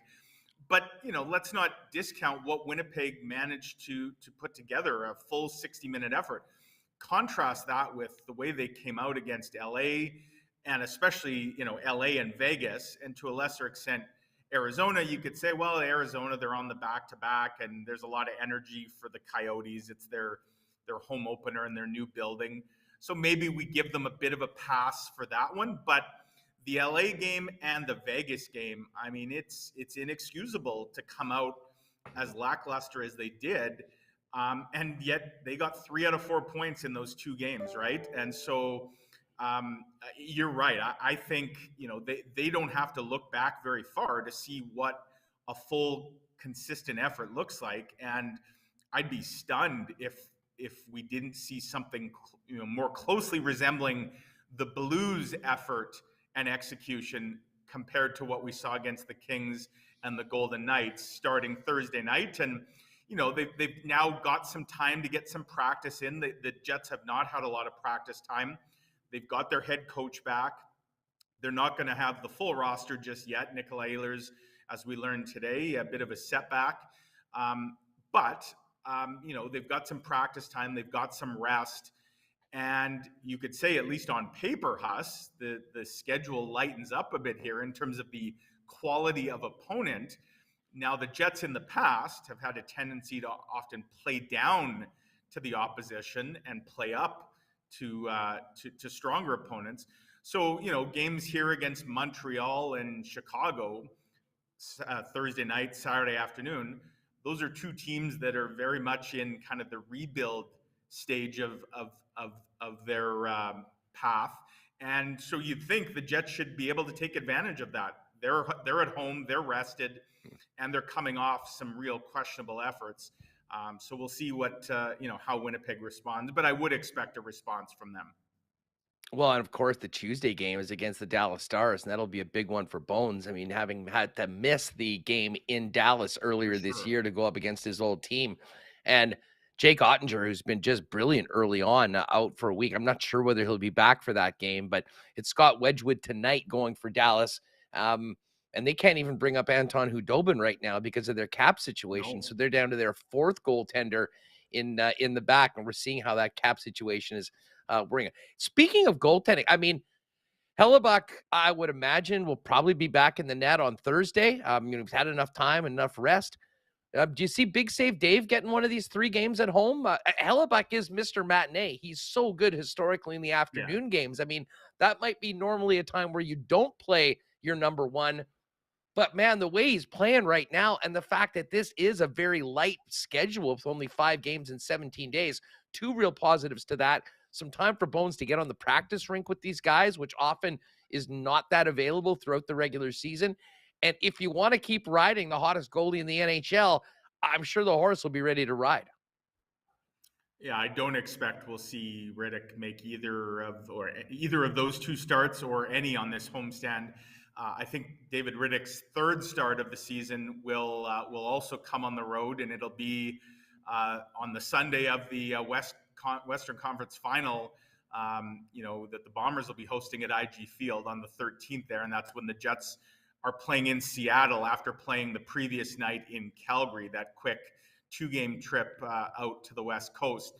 So, I think that'll, just like his first 2 starts, I expect that'll be what his next start is. It'll be another road game, another back-to-back, and such is the life of a backup goalie, especially, Huss, when you're the backup goalie to a former Vezina Trophy winner who certainly looks to be in Vezina Trophy form through the first few weeks or month of this NHL regular season. I mean, the Connor Hellebuck that was on full display in Vegas the other night, he looks like a guy who wants to add another trophy to the trophy case here when next spring rolls around. You know what? I'll stump for Hellebuck as the best in the game. Certainly right now he's playing the best. He's a former Vezina Trophy winner, so he'll always get my vote for number 1. But number 2, I'm convinced, is Karl Vejmelka. This guy, like, if he might be a Vezina Trophy finalist if every game was against teams like the Winnipeg Jets. He is a guy that actually can, and I'll say this, much like Hellebuck in those 2 games, I think for most of the season, Vejmelka will have plenty of opportunities to show everyone just how good he is because he's going to be busy. Well, he there's now a verb, right? You can get Vejmelka'd, and the Jets have been Vejmelka'd last season. And just ask the Toronto Maple Leafs about that, Huss, because they got Vejmelka'd in their own building a couple weeks ago. They kind of started their downward slide that has folks in the center of the hockey universe now in an uproar. It kind of all started with that loss to the Sad Sack Coyotes, and has continued with additional losses to some really bottom-feeding teams, San Jose, Anaheim.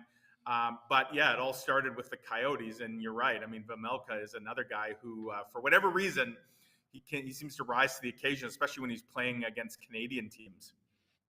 Mike McIntyre with us from the Winnipeg Free Press, looking ahead to the Jets week. Thursday night, Montreal Canadiens. Saturday afternoon, Chicago Blackhawks. And then Tuesday, finishing up a 3-game homestand at home against the Dallas Stars. Mike, I mean, I think Rick Bowness was pretty clear. I'm sure if you asked the top 6 to a man, they probably didn't like the games that they had on the road, especially in LA and in Vegas. But I have to say, we're seeing more and more from Adam Lowry's line and the fourth line. I mean, how do you see the improvement of the depth on this roster and the confidence that Scott Arniel, obviously involving Rick Bowness, had been showing in the third line, but especially the fourth line, putting them on in some real high leverage situations that would have been laughable to think they would have been put in that maybe in years past? Well, for sure. And, you know, I really like the move of Sam Gagner now. And I realize that it only happened because of the Ehlers injury that Gagner moved up to play on that third line with Lowry and Barron. You know, those guys between them, Adam Lowry's got 6 points in 9 games. Morgan Barron's now got 4 points. Sam Gagner's got 3 goals. Like, there's some offense there. And when this season began, Huss, and we kind of wondered, is this team going to be able to score enough? Will they have enough depth scoring? You know, one thing we weren't kind of adding into the mix was, what if Kyle Connor suddenly is snake bitten and, you know, can't score?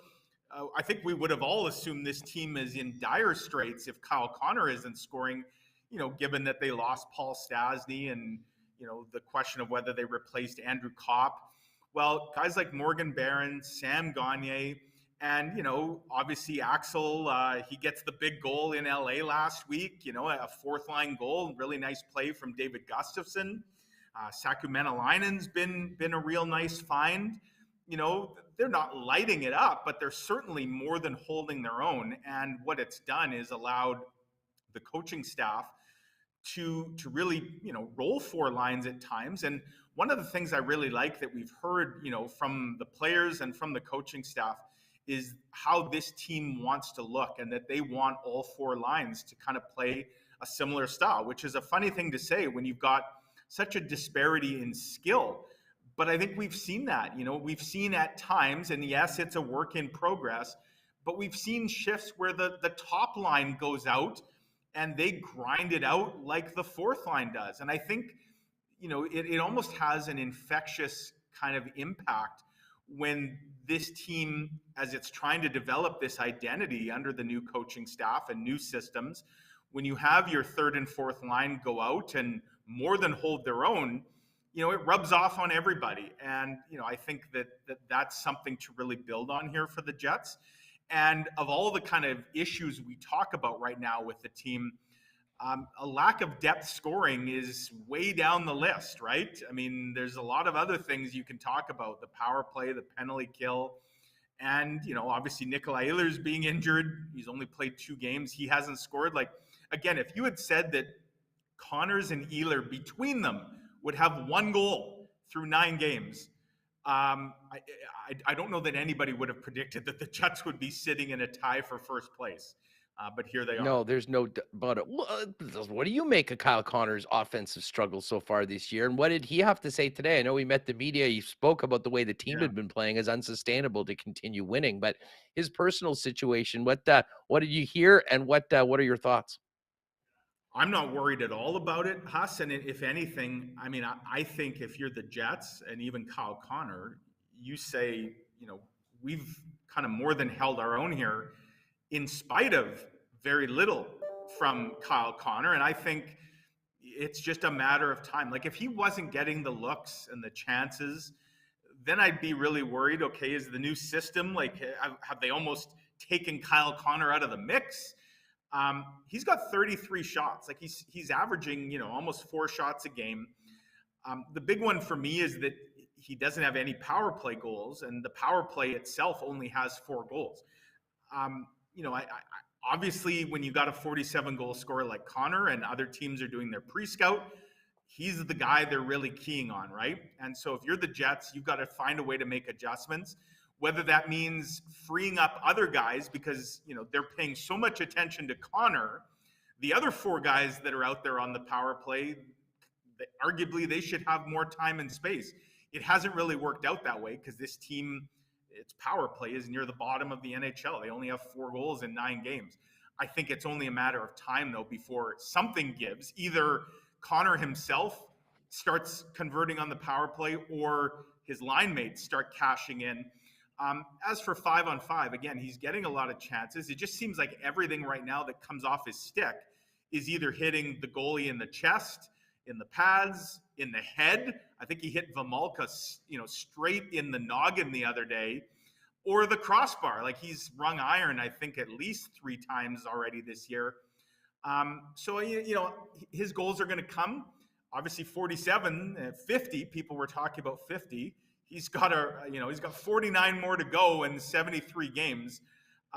If he's going to hit that mark, I think team success is obviously the biggest, number one priority for the Jets and Kyle Connor. And if they can win without getting a whole lot of production from him, I just think it means that when inevitably he does start to heat up and score, the Jets are going to be even more lethal because of it. Hey, I'm not sure how much we saw today of lines. I mean, how are things looking under bonus? Because I mean, we did see a swap of centers in that top line. I think at times, that second line, and listen, I think Cole Perfetti's been awesome so far this season, but I think we saw some, extended periods of, of difficulties for that line. And obviously that precipitated, a move. What did they look like? And what should we expect when they drop the puck on Thursday? So they've gone back to the old lines. And by old, I mean the ones that they had been using prior to the center swap. Mark Scheifele, Kyle Connor were back together with Mason Appleton, who then left practice early today, Huss. No real concern by the sounds of it. There's certainly some concern about whether he got injured in practice. Apparently just feeling a bit under the weather. I saw him in the dressing room after. He looked fine. So I don't think there's any concern about Mason Appleton's availability. But yeah, they had Dubois, Wheeler, and Perfetti back together. I think part of what that switch the other day is maybe to see if that could light a fire under Kyle Connor. Don't forget, Kyle Connor's 47 goals last year largely came playing with Pierre-Luc Dubois, certainly 5-on-5. And, Dubois and Connor were split up to start this season. And so maybe there was some thinking there that if they get Dubois and Connor back together, that would create a spark. So it looks like Rick Bowness is going back to the way they had it prior to switching Dubois and Scheifele up the middle. But I guess as with everything, and again, it's clear from the comments after practice today, there's a lot of areas they're not happy with the way the team has performed. I wouldn't put anything down in permanent ink. I have to think Rick Bowness, has some moves in his back pocket that if they come out flat on Thursday against the Habs, we could see the old blender out. And obviously, as long as Nikolai Ehlers remains out, it creates that big hole in the top 9 that for now, Mason Appleton is the one tasked with filling. I know there's a few mentions in the chat about people saying, "Oh, what are they doing going back to Scheifele and Wheeler?" I can't blame Scott O'Neill for trying to do something, because when your team is still in a game, but you're getting pumped the way that they were, I mean, you have to do something to try to give yourself an opportunity to maybe have a few better results. And I think you're right. Kyle Connor, to me, is at the root of all of this right now, because he did have his most prolific season playing the majority of time with Pierre-Luc Dubois. On paper, right, Connor, Scheifele, and Ehlers, when he's there, seems like one of the most dynamic lines in the league, and we've seen some glimpses of brilliance from them. But desperate times for desperate measures. And if you want to say that that was desperate, it absolutely was. Anyone that watched the game, I think, would have agreed. For sure. And it is puzzling that a team like the Jets aren't a young team. You could maybe understand if this was a group of, all kinds of rookies and, first, second year players still kind of trying to find their way. Like, the Jets have a veteran core, and even even guys like Kyle Connor, Josh Morrissey, those aren't kids anymore, right? And so it is a bit perplexing that a team that talks a good game about, recognizing what their issues seemingly are, still can come out as flat as they are. Now, I always think you have to give some credit to the other team, right? I mean, Paul Maurice, one of his favorite sayings used to be, the other guys, they get paid too. Well, they do. So, give some credit to teams like LA and, again, Arizona in their opener, and Vegas, who looks to have a real good group this year. They're up there with Boston as early leaders in the NHL. Those guys obviously came out and played very well, but the Jets compounded the problem significantly by just coming out as flat as they did. And I just wonder, Huss, is part of this just a cause and effect of knowing that you've got Connor Hellebuyck on your team? And, it's almost unfair to think that you would just come out lackadaisical because that Connor Hellebuyck is going to bail you out. And it just might be human tendency, right, to almost take him for granted. Kind of like how teams, when the backup plays, you sometimes see them really tighten up and kind of batten down the hatches. I almost wonder at times if the Jets come out too loosey-goosey, knowing Connor Hellebuyck, more times than not, is going to save their bacon.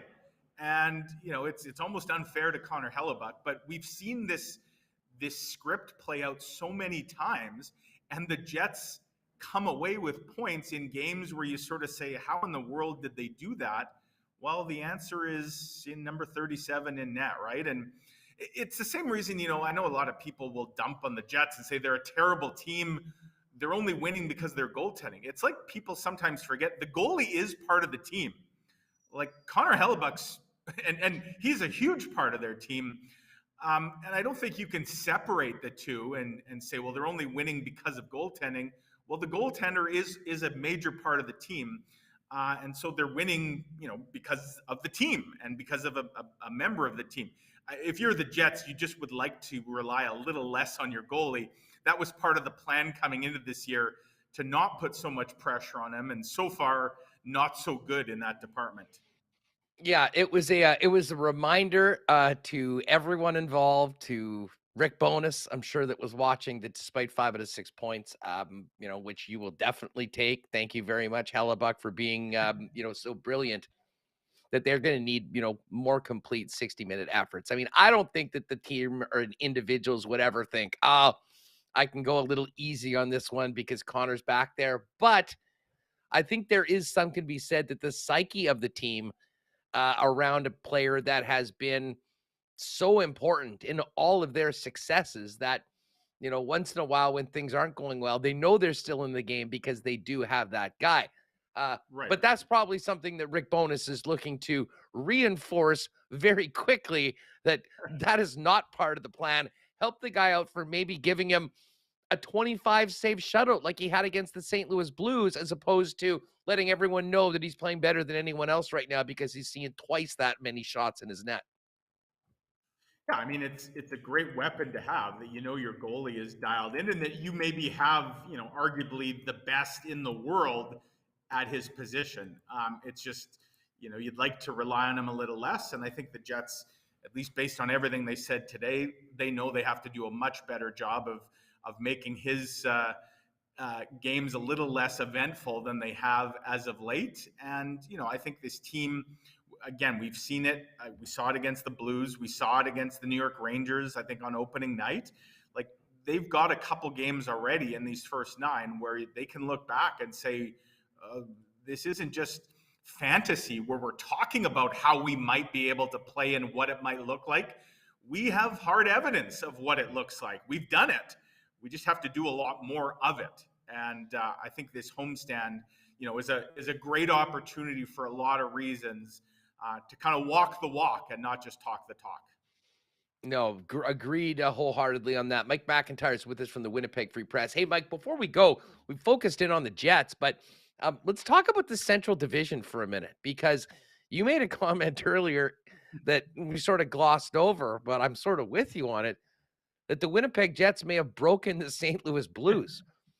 The Blues came to Winnipeg last Monday at 3-0, having just shut out Connor McDavid and the Edmonton Oilers. Right. And the Jets did a number on them for a full 60 minutes, albeit still a very close game. I mean, 1-0 until 10 minutes left in the game.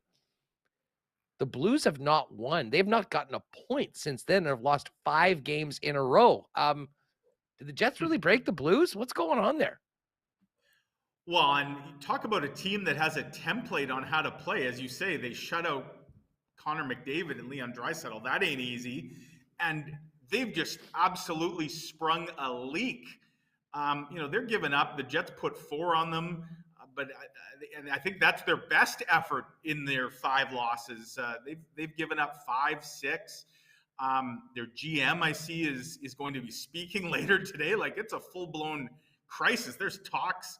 There's fans are saying they need to fire Berube, guy that came in and led them to a Stanley Cup. That all happened in 1 week. Yeah, that happened in 1 week. They were the last undefeated team in the league.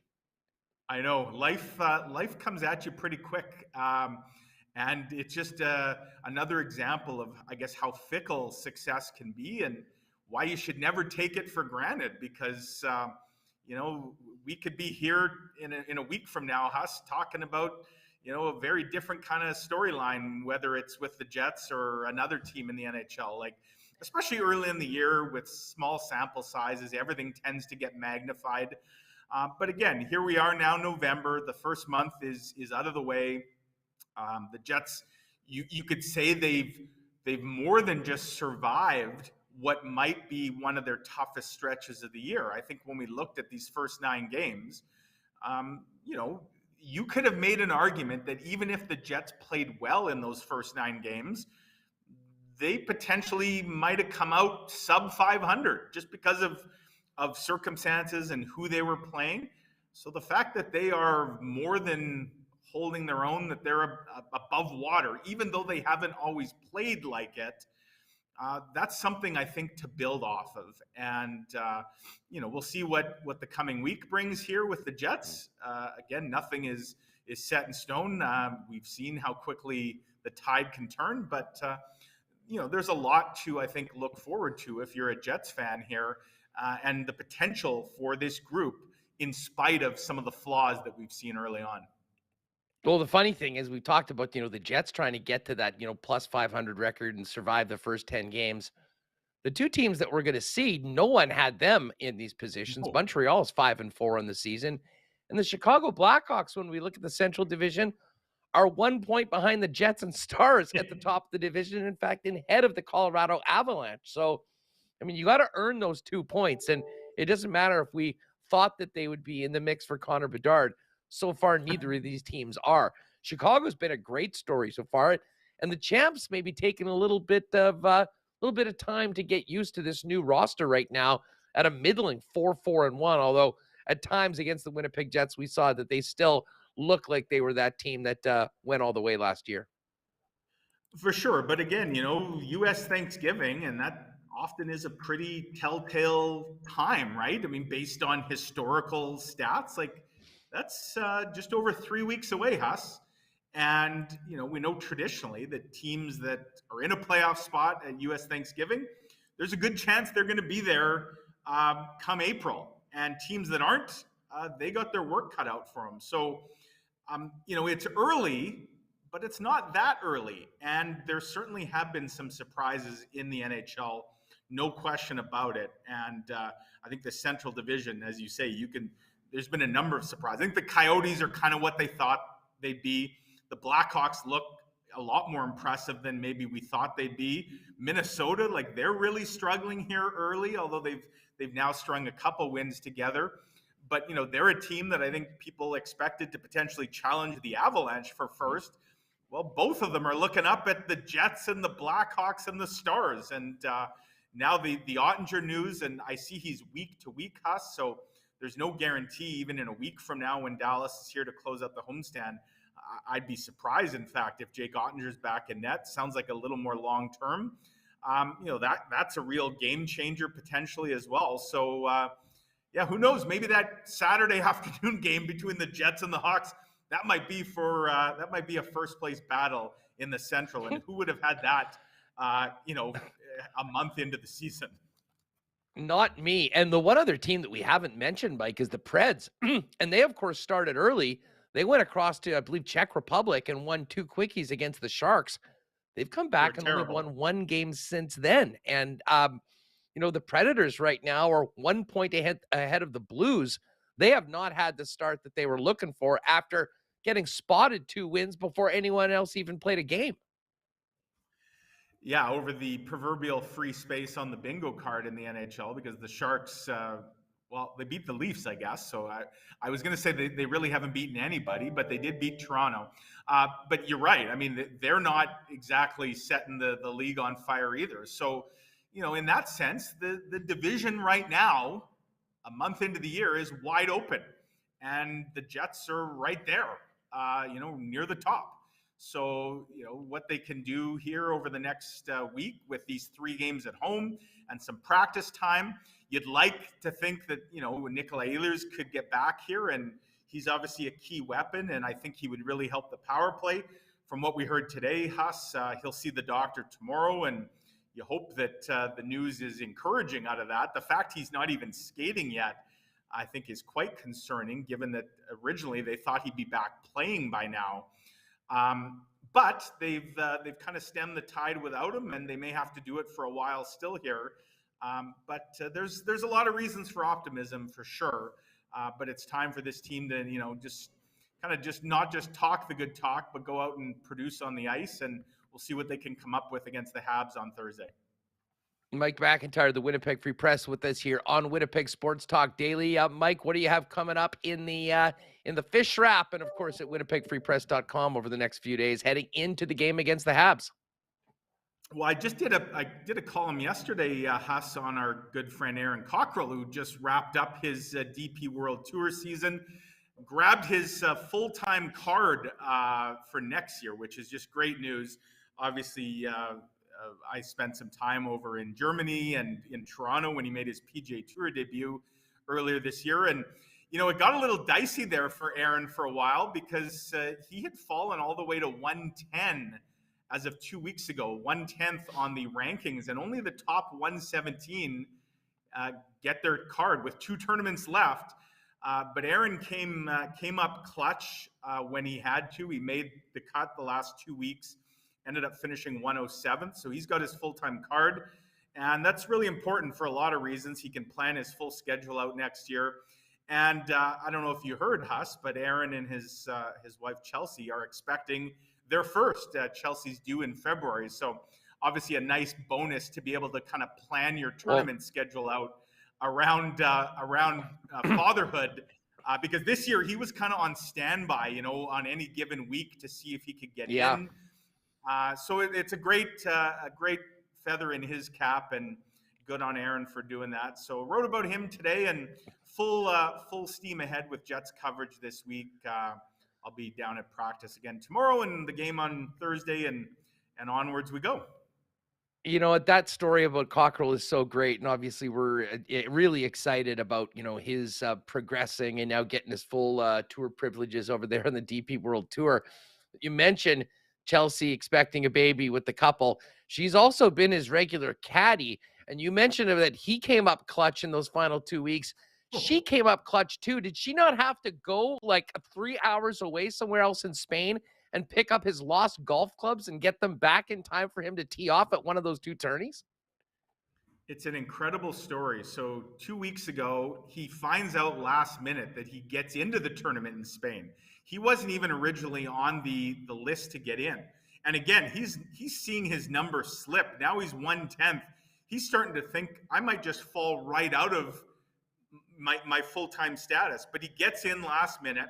He flies to Spain, but Air Canada loses his clubs. They leave them behind in Madrid. He's on this island 3 hours away where the tournament is. So Chelsea hops on a plane. She flies to Madrid, gets his clubs for him, brings them to him literally hours before he's to tee off. He didn't even get a practice round in. He walked the course on the Wednesday empty-handed just to get a feel for the course because he didn't have any clubs. And so she gets his clubs just in time. He makes the cut. That kind of cemented his full-time status. And then Chelsea actually stayed out there this past week for him as they went to Portugal. And Aaron had a nice tie for 27th this past week to finish up the season. So they ended up getting some unexpected time together. He's now back in Winnipeg. I talked to him last night. He flew back late last night, and he'll spend a few weeks now here in Winnipeg. And the 2023 season, Huss, it actually gets going in a few weeks in South Africa. And so Aaron will actually get his 2023 season going later this month. He's going to go play 3 events starting in late November because he's planning on taking at least the entire month of February off. Obviously, something much more important than golf will be coming his way then. Yeah, we'll definitely catch up with Aaron over the next little while here on the program as well. Looking forward to it, Mike, and of course, all your great Jets coverage along with the Winnipeg Free Press team. Have a good one. Thanks for doing this, and we'll see you at the rink on Thursday. You betcha, Huss. Have a great week. All right, great stuff from Mike McIntyre. A little bit more update from NFL trade deadline day. Suspended wide receiver Calvin Ridley is being traded from the Atlanta Falcons to the Jags. Now, it is a conditional pick. Here it is. It stays the 4th rounder that's going from the Jags to the Falcons is a 4 if Ridley's on the roster. It's a 3 if Ridley reaches certain incentives, and becomes a 2 if the Jags sign Calvin Ridley to a contract extension. Interesting news on that. If you missed it a little earlier, the Minnesota Vikings acquired TJ Hawkinson from the division rival Detroit Lions. Canadian Chase Claypool's on his way from the Pittsburgh Steelers to the Chicago Bears.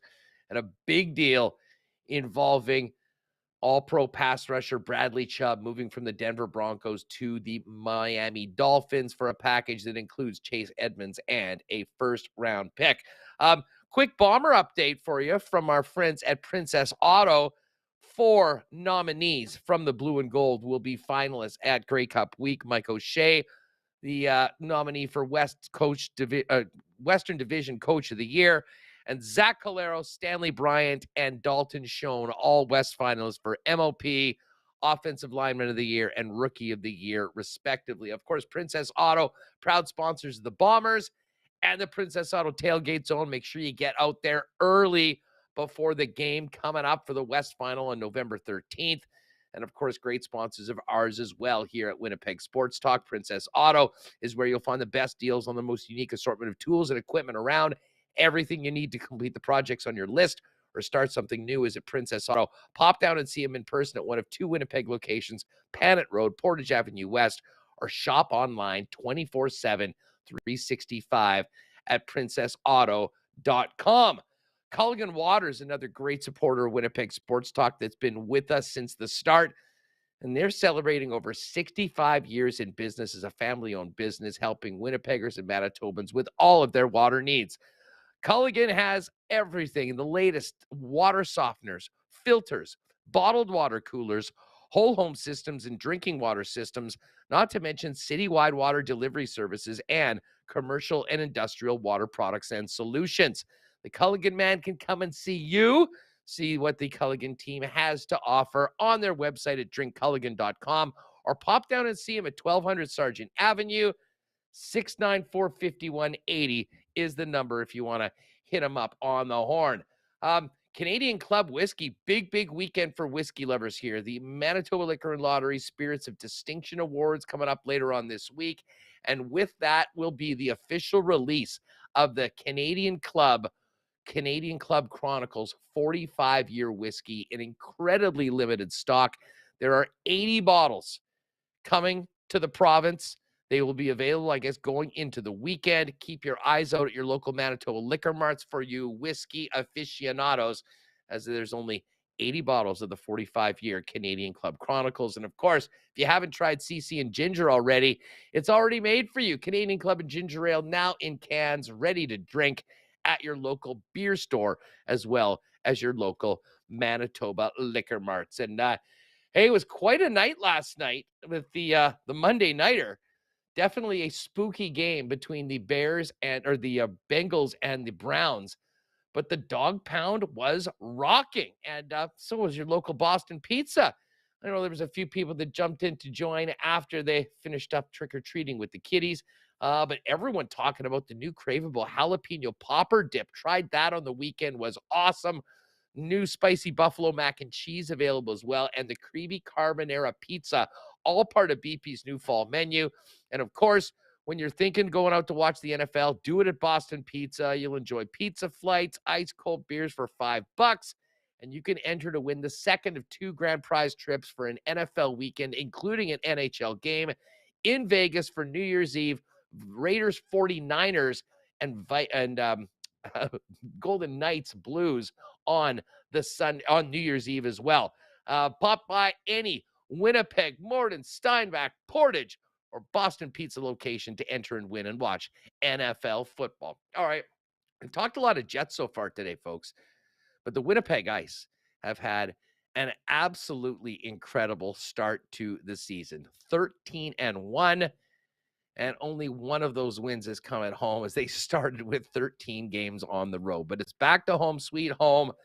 The Ice Cave will be rocking tonight and Saturday, and then coming up, and we'll talk about this with Brian Munz in a minute, the Red Deer Rebels, 13-0 on the season, playing a visit to Winnipeg next Tuesday and Wednesday. And the Ice also have some great ticket deals that you might want to take advantage of tonight. 2 for Tuesdays with 2 tickets for $4, beer, hot dog specials, and more. Let's get to all of it right now with the voice of the Ice, Brian Munz, who joins us from the Ice Cave ahead of tonight's puck drop. Munzie, what's going on? How was the weekend? Great weekend, Huss. Anytime that the Winnipeg Ice can knock off the Brandon Wheat Kings in the Battle of Manitoba for Taylor McCaffrey lawyers, it's fun for the home team, and Winnipeg was able to finally get back home inside the Ice Cave. So it was a fun Saturday night. No bus trip after the game. No, yeah, a little bit different for the guys as of late. The game itself was pretty close. I mean, listen, the Ice, with the talent they have, they're going to outshoot their opponents more often than not. But, once again, huge goaltending performance from Daniel Hauser. And most importantly, a big 2 points against in the great rivalry that we have here in the Keystone Province. Yeah, it's been fantastic. We joke about it, but the Ice are 3-0 against the Wheat Kings, but every game's come down to a single goal. And Saturday night's game was probably the toughest played all the way through. Like, Brandon's got a big team. They play really hard. And, Winnipeg needed 2 unanswered goals late in the third period. Connor McLennan, career goal to win it with about 4 minutes to go. So it ended out right for everybody that was hoping for the Ice. And, there's 7 more games left to go between these teams. So it's going to be a fun regular season battle for sure. I want to talk about some of the forwards and the way the lineup is looking now that the team has some games under its belt, but we may as well start in net. I mentioned Daniel Hauser, WHL goaltender of the month or the week, 2-0. This guy just continues to put up wins, and it's basically been the case since he set foot here with the Ice. It's quite remarkable when you think about it. And I've talked to a lot of guys that have been around this league for a long time. Some guys have been around calling games for close to 2 decades in this league alone. And nobody can think of a 16, 17, 18-year-old player that's been able to come in and have the mark like he has. Kelly Gard was really good with the Kelowna Rockets back in the early 2000s when they won the Memorial Cup. I think it was in 2004. but he was a 19 and a 20-year-old then. But for Daniel Hauser, and I've got the numbers right here, in 58 regular season games, he's 51, 3-2. Like it's amazing to think about. I mean, that is an absolutely mind-blowing number. Yeah. And it speaks to what he's done, but also how good this team has been.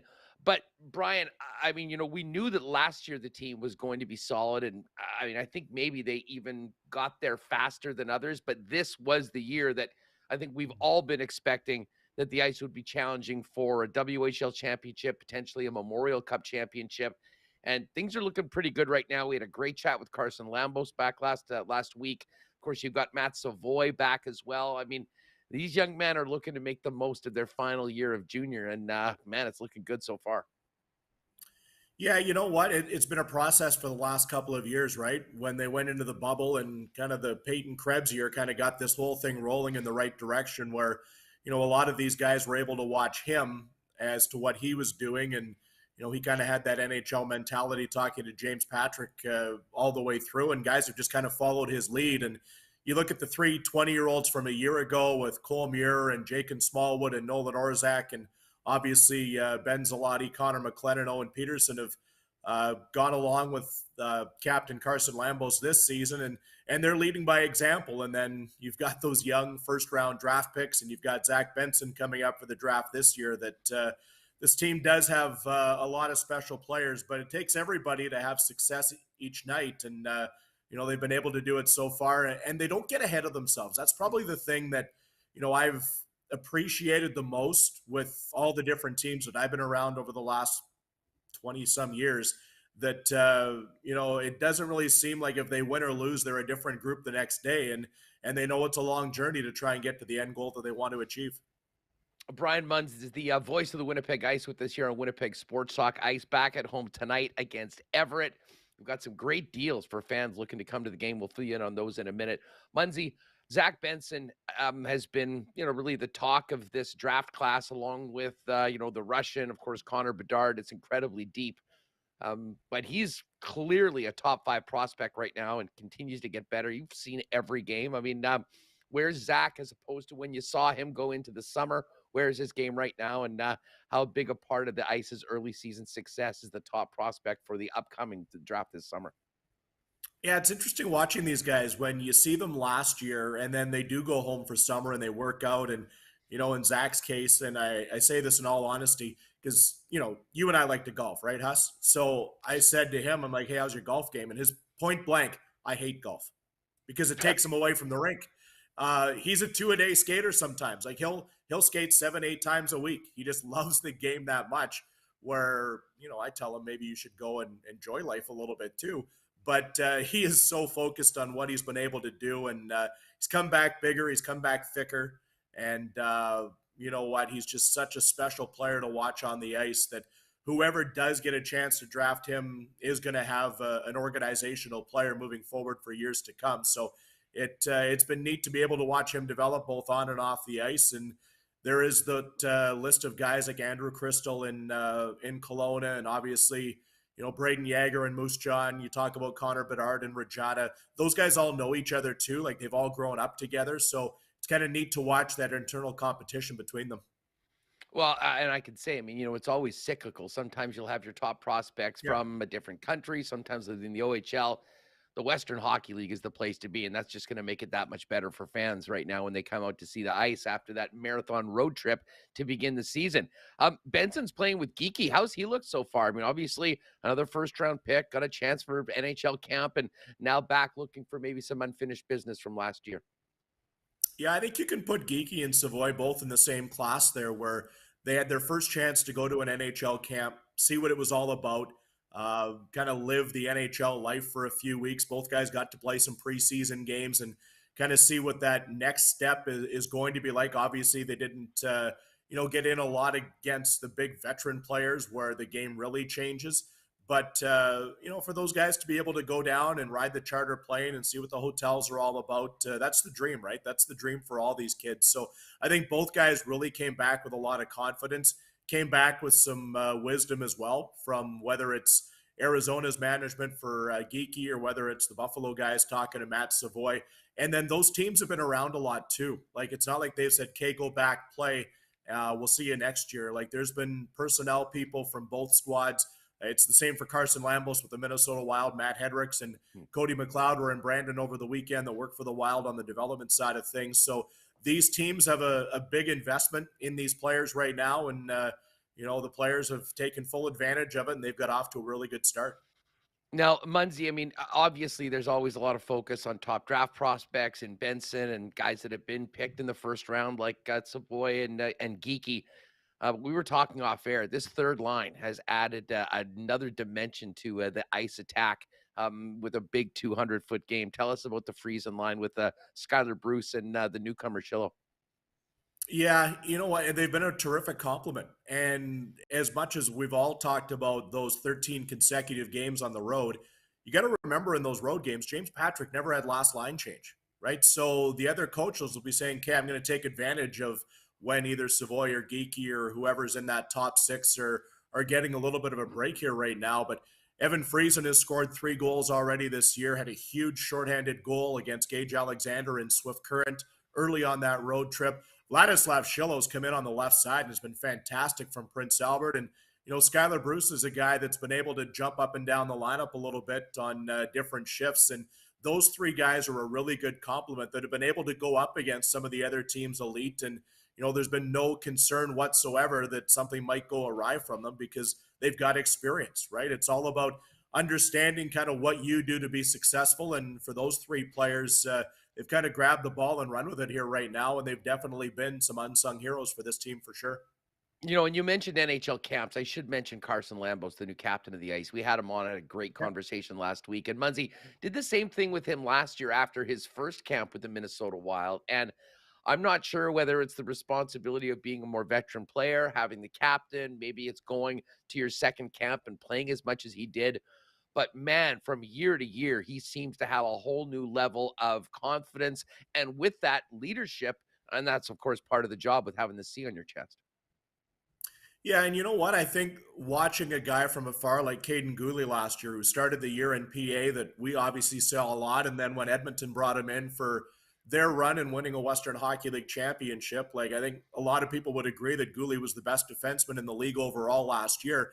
I think you can say that about Carson Lambos right now because year after year, you do get that experience and you understand what you can and you can't do, right? Like, you look for Lambos now. He's been around for a while and he's gone up to Minnesota, got to play some preseason games with the Wild, understands that his game isn't that far away, and he sees what those players do against other elite players.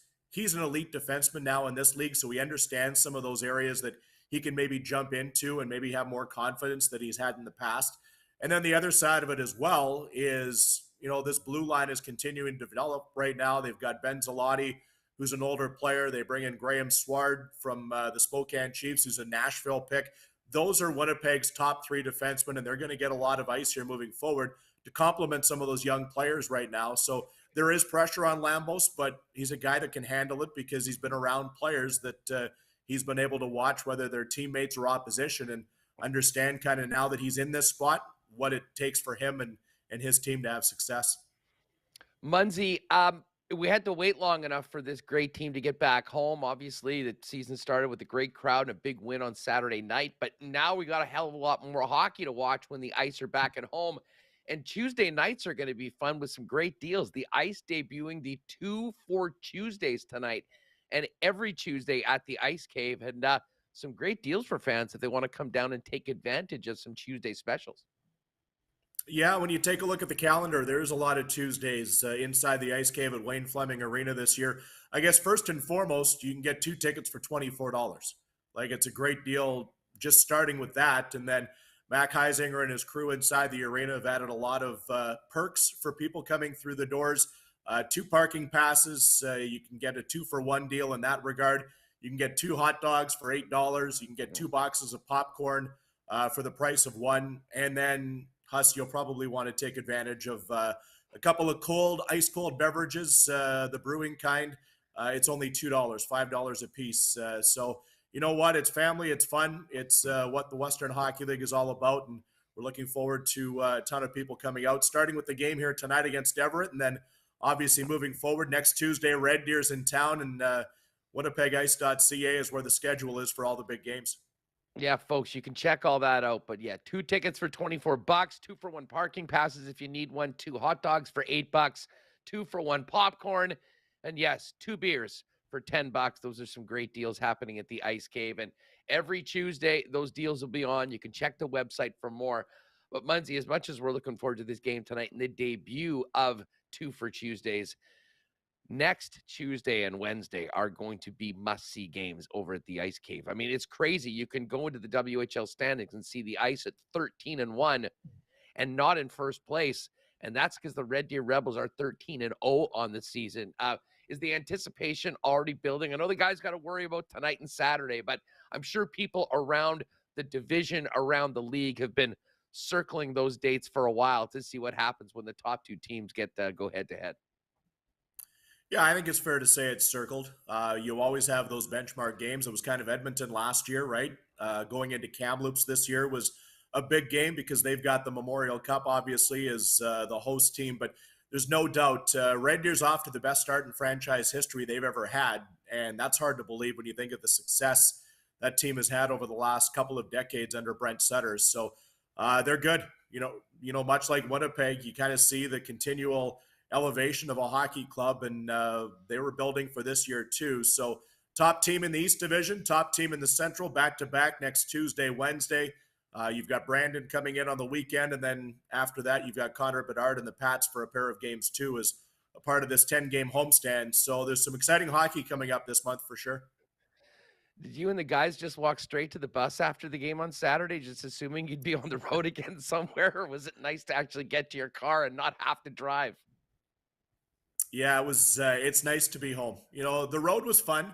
It was great for me. I hadn't been out to a lot of those cities since back in 04 when I was calling games in PA, and I never thought I'd get back up to Prince George, but it was 25 degrees. We were there for a couple of days. It was fantastic. Wow. I had a couple of days on the island, obviously, in Victoria, where I started my career. I spent 1 year out there, so it was neat to kind of get back out to some island life for a little bit, and then obviously, with the way the trip wrapped up into Vancouver, Kamloops, and Kelowna, you've got 3 special franchises there in the league that always make it exciting and great buildings. You know, a lot of atmosphere. We were there on the weekend in Kamloops and Kelowna, and Kamloops was pretty much sold out. There was 5,000 people. Kelowna was right around 4. So everybody had a lot of fun, but it's good to be back. There's no doubt. How's Jeep doing? You know, James Patrick's done such a great job coaching this team. You know, I imagine there were some real challenges with the schedule and starting on the road the way that they have been. And, you know, now just keeping the guys in and focused on the day-to-day grind to get them where they want to do, because it is a long season and, man, they've had a lot of success so far. Yeah, you know what? I think it's been an exciting year, right? Because you know what lies ahead, and you had a successful year last year. And I think the biggest thing with his experience and bringing Terrence McEwen into the fold here too, with Josh Green moving on, is it's a process, right? Like they're not just concerned about one day or one game. If things go right or if things go sideways, they've only had one sideways game against Moose Jaw. But, you know, overall right now, you know, it's the day-by-day process. So things have gone well. We've got a long way to go, but anybody really can't take those points out of the bank that are there right now. So it's been good. They're looking forward to Olin Zellweger and the Silver Tips here tonight, who was the top defenseman in the league a year ago. And I know there's a lot of Manitoba kids on this Everett team tonight, much like there is for the Tri-Cities game coming up on Saturday too. So it'll be a fun atmosphere inside the Ice Cave. Looking forward to it. So the 2 for Tuesdays promo gets going tonight against Everett. The team is going to host Tri-Cities on Saturday. And then next Tuesday, it is that game between 13-0 Red Deer as of now and the 13-1 Winnipeg Ice. And they'll play again on Wednesday. Munzie, good luck to the gang tonight. Look forward to hearing you and KO do your thing on the radio and, of course, at winnipegice.ca. And again, folks, check out all of the 2 for Tuesdays deals for every Tuesday at the Ice Cave. 2 tickets for $24, hot dog, popcorn, beer specials, and more. Munzie, thanks for doing this, my friend. We'll catch up soon. Have a great call tonight. All right, great stuff from Brian Munz. Again, tonight, 7 o'clock, Ice Cave. It's the Ice and Everett Silver Tips. Great deals now. 2 for Tuesdays in effect. And I just noticed in the inbox, Munz actually fired me over a 4-pack of tickets for tonight's game. Just with Remo being away, I think the best way is if you want to go to the game tonight, send me a DM on Twitter at Hustlerama for those of you that are with us right now. And at the end of the show, I will go through, if there's a bunch of them, I'll do a little draw. Include your email as well, so I can forward you the link for the tickets. So at Hustlerama on Twitter, if you want to go to the Ice game, I'll fire out the tickets to a winner shortly after today's show. I'm going to give a big thank you to our friends at the Nick and Nikki DQ group for their great support. And I got to tell you, it's hard to believe that this is the 1st of November in Winnipeg, but when you consider how bad the spring was, we deserve it. But still, I know there's a lot of Halloween candy around, but there's nothing like a trip to the Nick and Nikki DQ for a delicious blizzard, one of their stack burgers, chicken fingers, and more. All the good stuff is at the Nick and Nikki DQs, and there's 4 of them. DQ Northgate, DQ Niverville, DQ Polo Park, and DQ St. Anne's. And of course, folks, if you need a cake, a DQ ice cream cake for an upcoming event, hit them up on Instagram if you'd like at DQ Manitoba. They will custom make your order and get it ready for you to pick up quick and easy at any of the 4 Nick and Nikki DQs. And enjoyed a couple 1919s last night while finishing up Halloween festivities and watching the Browns and Bengals on Monday Night Football. Of course, for beer drinkers here in Manitoba that want the best of what we have to offer locally, they think Little Brown Jug. And best way to enjoy Little Brown Jug is to pop down in person at the brewery and tap room on William Avenue and try them all for yourself where they are made. Of course, you can take out all of your favorite Little Brown Jug beers. Check out their great merchandise line as well. And that is always available as well for citywide delivery online at littlebrownjug.com. 1919, their flagship brand, available at fine bars and restaurants throughout the city. Make sure to try one if you haven't already. And you can also pick up all the great taste of Little Brown Jug at your local Manitoba liquor marts. All right, let's get to our Coolbet lines for tonight and see what's going on in the National Hockey League. Well, I guess before we do that, we don't have anything to report from the World Series because the series was rained out last night. That actually seems like it's a bit of a boost for the Phillies, who've been able to move up their rotation one. Tonight, though, line in the game, Houston -122, Phillies +108, and the series price now is back to Houston being a big favorite, -169. They were +105 after losing game number 1, but came back with that big win at home. They are still a prohibitive favorite, despite now losing home field advantage. As far as the National Hockey League goes, we got a busy night tonight in the NHL. Let's start it off. Philadelphia at the New York Rangers, Carter Hart and Igor Shesterkin. And no surprise, the Rangers are a big home favorite, despite how well Carter Hart's played and the results the Philly has had early on in this season. Rangers -263. Ottawa in Tampa to take on the Lightning. Ottawa's had a pretty nice start. In tough tonight, though. They're +158. Road Dogs. Lightning -189 at home. We know how good Vegas has been. 8-2 on the season. Top of the Western Conference. They're on the road starting a trip in D.C. to take on the Caps. Vegas -169 favorites on the road. Capitals a home dog at +143. Montreal in Minnesota to take on the Wild. Wouldn't that be nice if the Habs could maybe get a win at the expense of one of the Jets division rivals? Habs +195 on the road. Wild a big favorite at -238. Pittsburgh and Boston. Boston's had that amazing start. They're a slight underdog going up against Pittsburgh. Pitt -112, Boston -104, very close to a pick 'em. Islanders a big favorite. Sorokin starting on the road against the Chicago Blackhawks. Islanders -196. This is a real interesting game. Sounds like it's going to be Cal Peterson and Scott Wedgwood in. Kings at the Dallas Stars. Kings coming off that nice win last night in St. Louis. Dallas now playing for the next little while without their best goalie, Jake Ottinger, so it'll be on Scott Wedgwood. I still like Dallas in this game. They're -135 favorites. Kraken and Flames later on. Flames a big -227 favorite. And the Edmonton Oilers hosting the struggling Nashville Predators as well. -152 for Edmonton, plus 128 for the Preds. And the Panthers, Paul Maurice's Panthers in Arizona to take on the Coyotes. Panthers minus 303 road favorites. Holy smokes, we got a lot of West Coast games today. Devils at Canucks. Devils minus 118 favorites on the road. I think I sort of like Vancouver to keep things rolling at home. Plus 101, just about even money. Well, the Devils have had a nice start. And one final game, Battle of California, Anaheim Ducks, San Jose Sharks. Someone's got to win this one. Sharks, a rare favorite. Haven't been favored too many times. Minus 132. Struggling Ducks, plus 112. So there are all your NHL games tonight. I'm not sure if Remus has set up a DraftKings contest for tonight, but there'll be plenty going on. And let's quickly, before we finish up, hit these lines for the Canadian Football League playoffs. Coming up this weekend, Sunday. First up, it's the Ticats and the Montreal Alouettes. Montreal, a 3-point home favorite against the Ticats. And Calgary and BC, same number. BC minus 3, although at plus 101. Calgary plus 3, minus 122. Folks, if you haven't bet at Coolbet before, use the promo code WST on your first deposit.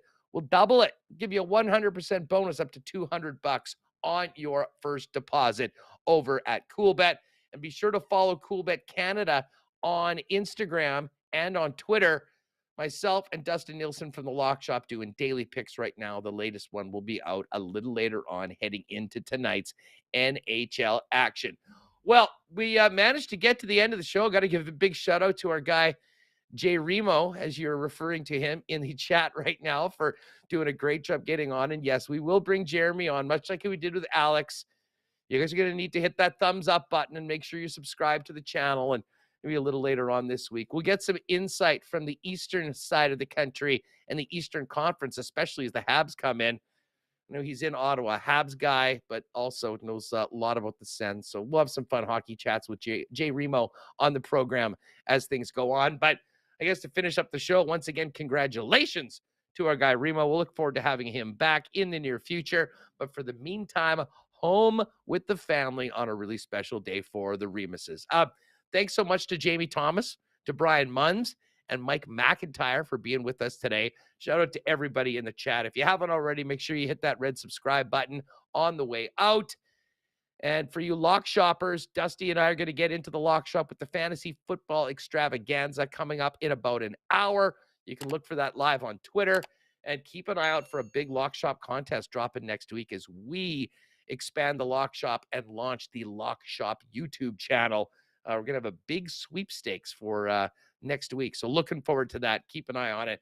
And a big, big announcement for Winnipeg Sports Talk. Maybe the biggest one ever coming up later on this week. That's called the tease, folks. Don't miss us tomorrow, 1 p.m. live here. Thanks again to all the sponsors, everyone with us on YouTube, and all of you podcast listeners making us a part of your day.